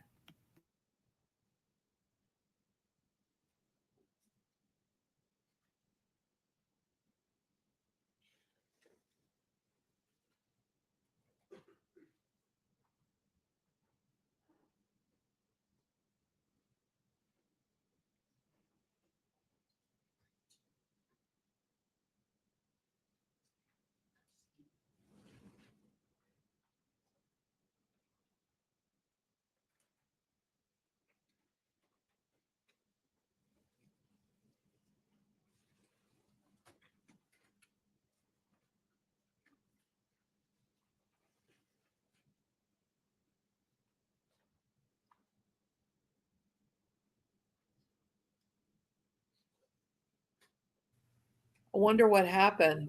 We have to have a contact about prices.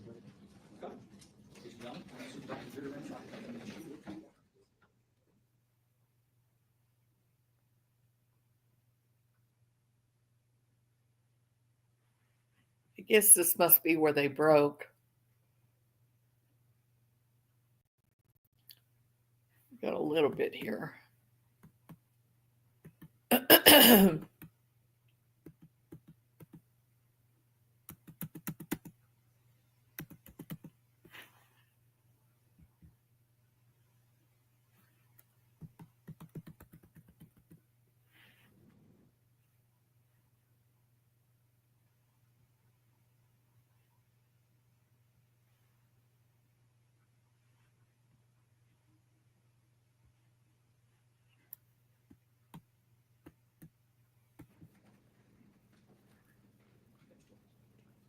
So go back to the emails real briefly. Investigator Sparkman, based on those emails, say that John Miller was fighting hard for custody of his daughter. Yes, sir. And Zach was fully aware of what was going on. Yes. What is the one clear way that John Mello could be assured that he would get custody of his daughter? Heard he's Making sure dead. that Christina Parcell was dead. Now, briefly, did you establish a timeline of sort of events based on this entire investigation, reported events? And before you set the phone and to Zach Hughes's phone regarding airplane mode, I did. And were you able to determine if he'd ever put it out of airplane mode on October 13th? Yes, sir, I did. And what were the two times in which it came out of airplane mode? At 2:22 p.m. and at 2:32 p.m. All right, and why am I saying out of airplane mode? Because I don't believe the extractions show when the phone is put into airplane mode, only when it comes out of airplane mode. All right, so I'm going to show you what's State's Exhibit.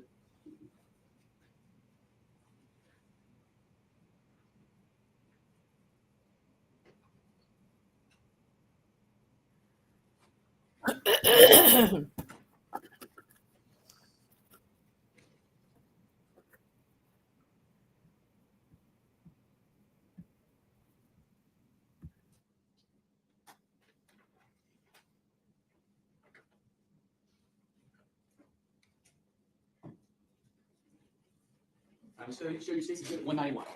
Do you recognize this? Yes. Did you assist in preparing this? Yes. And what is it? This is a timeline of the locations of Zachary Hughess beginning on October 11th through October 13th. And what information is this based on? This is based on a combination of things: device location from his phone, witnesses, device location, a trail cam that was introduced,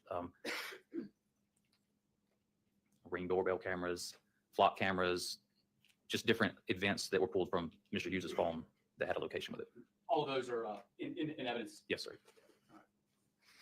I'm just going to get you to briefly go through this with the jury.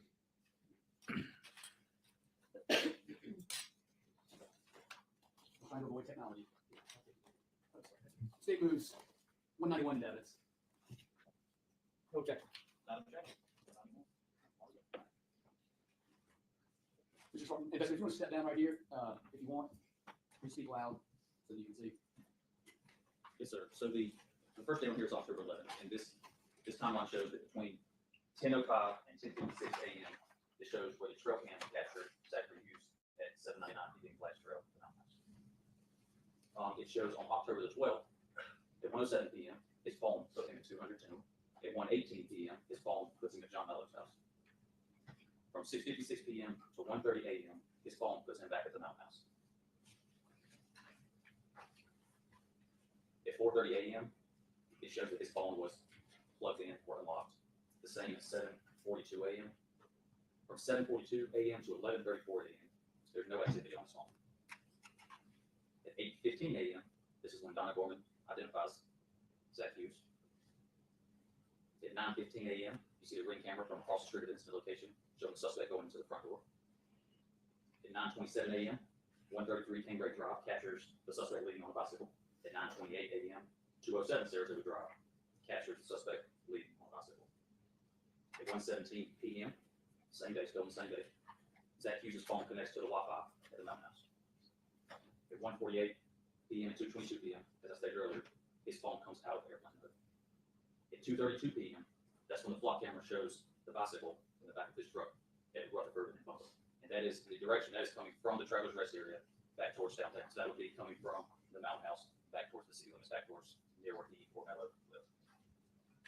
2:42 is device location puts in at 200 Tyndall, where he's residing.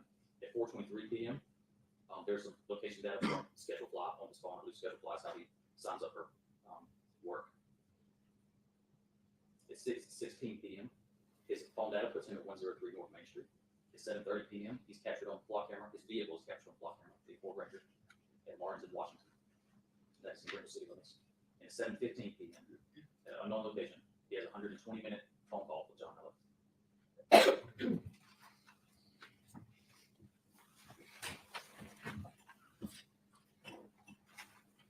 That's all the state has for this witness. All right, ladies and gentlemen, we are going to break for the evening. As I have told you before, you're prohibited from watching any TV coverage of this trial. You should not do any type of research or investigate anything. Do not look at any social media. I've already asked you to cut off any notifications that you might have on your phone. It really is important, as I told you, to the integrity of this trial, to justice and fairness to the defendant and the state, that you only consider the evidence that comes in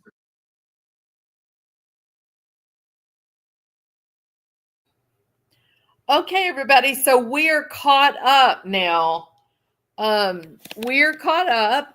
The court is not back in session until Tuesday. Monday, they're off. So Tuesday, the defense will start their case. My understanding is that they do have some witnesses that they're going to bring themselves. And I rather wonder if Zachary Hughess will actually take the stand.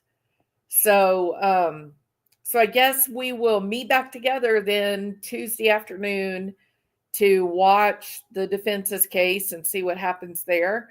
I am about to get in a car and head home. I have been traveling and I am sick and I am ready to be back at my house. And so I'm going home today. So you won't hear from me today, but I'll be back tomorrow. If you haven't subscribed, I hope you will. I don't have a regular upload schedule because I work a full-time job, but I do put up regular content. So if you subscribe, then at least you get a notification that shows when I've put something new up. All right, everybody. And I'm going to be, checking in with the whole Sebastian Rogers progression and see if we're making any headway or if it's just still people being dramatic and fighting against each other. And Martin, I really, really, really, really want to do the live where you broke things down for the telematics, or I'm sorry, the telephone calls. That is such important information. So we need to get together and decide, when we want to try to do it. If you want to do it, if you don't want me to do it, then I won't use the information. So it's kind of up to you. Okay. The Roosevelt Hotel video, wasn't that crazy? So crazy. And I had like 9 or 10 people unsubscribe. Like I made it up. like I'm not telling the truth. Or maybe they're happy that Pakistan owns the Roosevelt Hotel. Very, very confusing. People are very confusing to me when it comes to politics. People have gotten so black and white in their thinking. I don't know how you can have a conversation with anyone about it. It's just either you agree with me 100% or you don't exist. And I don't know how that's helpful at all to anyone. But that's okay. That's all right. If those people want to leave, that's their business. And I wish them well, right? The people we're left with are all intelligent, thoughtful, zero drama kind of people.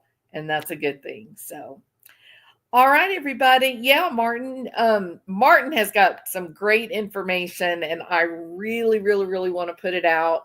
Maybe it's more appropriate to wait until after they've arrested Barry Morphew again. Maybe we need to put the information out to put pressure on the CBI. I don't know what the right thing to do is, but Martin has done some really, really great work. And I personally think you guys need to see it, but it's up to him. So y'all pressure him. All right, everybody. I'm going to try to make it home today. I feel terrible. And I will talk to you either tomorrow or Monday. And I hope you guys have a really, really great, non-eventful, boring, non-sick weekend. Bye, y'all. Well, I'm sitting in my chair late at night, watching crime unfold under the pale moonlight. From the darkest corner, stories unfold. True crime jewels, she's brash and she is bold. On the YouTube screen, we're digging deep into the mysteries that never sleep. From missing kids in Tennessee to angry husbands named Barry. True crime's calling and we're taking the time.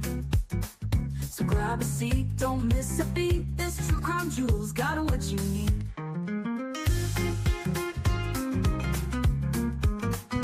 From missing people to twisted minds, we're unraveling secrets. secrets old Barry tried to hide. Every clue, every twist and turn. In the world of crime, there's always more to learn. On the YouTube screen, we're digging deep into the mysteries that never sleep. From Christopher's anger to Stephen Fisher's lies. The truth is calling, and justice won't be denied. So grab a seat, don't miss a beat. True crime jewels on the YouTube streets. Lights are low, suspense is high. We're chasing truth, we spot every lie. Step into the darkness, hold on tight. Two flashlights out there in the dead of night. On the YouTube screen, we're digging deep. Barry Morphew's case is hot. A boy in Tennessee won't be left behind. From the coldest cases to the ones that shine. True crime's calling, and we're taking the time. So grab a seat, don't miss a beat. This true crime jewel's got what you need. We're always watching Barry and waiting for the truth. In the world of crime, we discuss the proof. So hit that play and join the true crime journey with jewels of thought and her gemstone family.